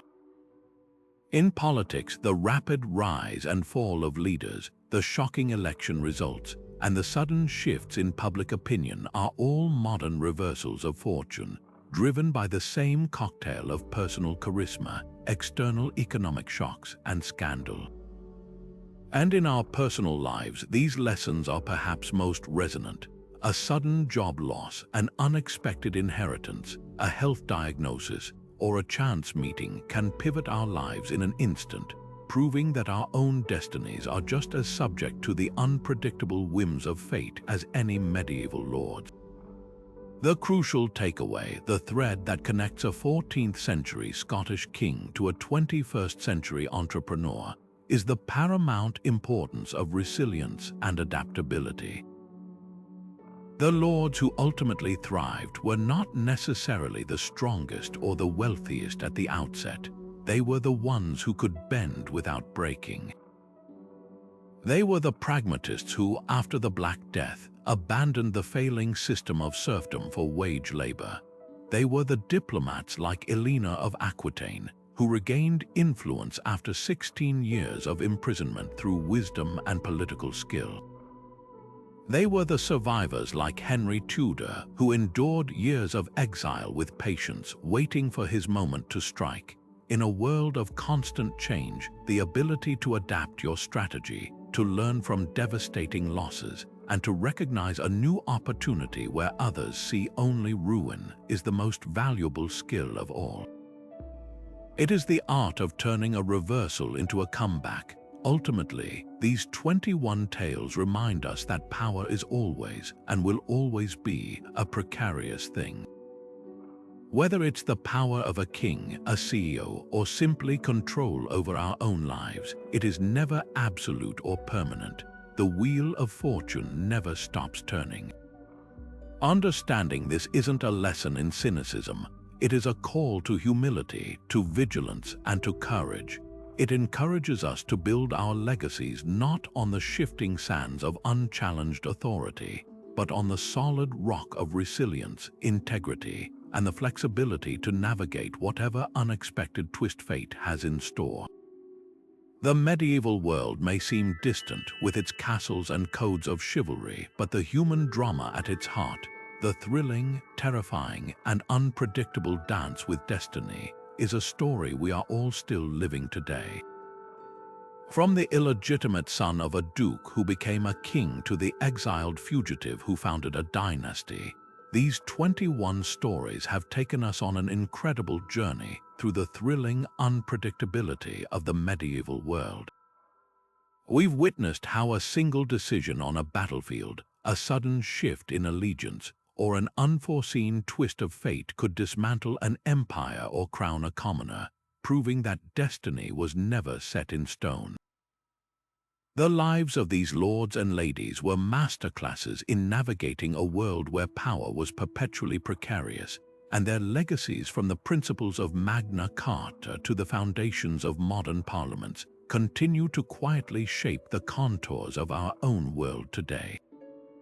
But the true value of these tales isn't just in their dramatic flair. It's in the timeless lessons they offer about the nature of resilience itself. Each story, in its own way, underscores that the ability to adapt is the ultimate survival skill. Think of the pragmatic lords who thrived after the Black Death by embracing a new economic reality, or Elina of Aquitaine, who wielded immense influence once more after 16 years of imprisonment through sheer political wisdom. Their successes weren't just about brute force or noble birth. They were about the intellectual flexibility to recognize when the old rules no longer applied and the courage to write new ones. This historical lens offers a powerful perspective on our own modern lives, where industries can be disrupted overnight and personal circumstances can change in a heartbeat. The medieval lord's precarious existence reminds us that building a life solely on a foundation of unchallenged stability is a myth. True security comes from cultivating our own resilience and our capacity to pivot, to learn, and to begin again. As we close this chapter on history's most astonishing turnarounds, we're left with a final, compelling thought. The wheel of fortune never stops turning, not in the Middle Ages, and certainly not now. Whether in the corridors of modern power, the volatility of global markets, or the unexpected chapters of our personal journeys, the forces of change, chance, and human agency remain locked in their eternal dance. These stories encourage us to face our own challenges with a bit more courage and a great deal more perspective, understanding that a setback is rarely an ending, but often the necessary prelude to a remarkable comeback. If you've enjoyed this deep dive into the twists and turns of fate, consider liking this video and subscribing to the channel for more journeys into the past that illuminate the present. And we'd love to hear from you in the comments below. Which of these epic reversals of fortune resonated with you the most?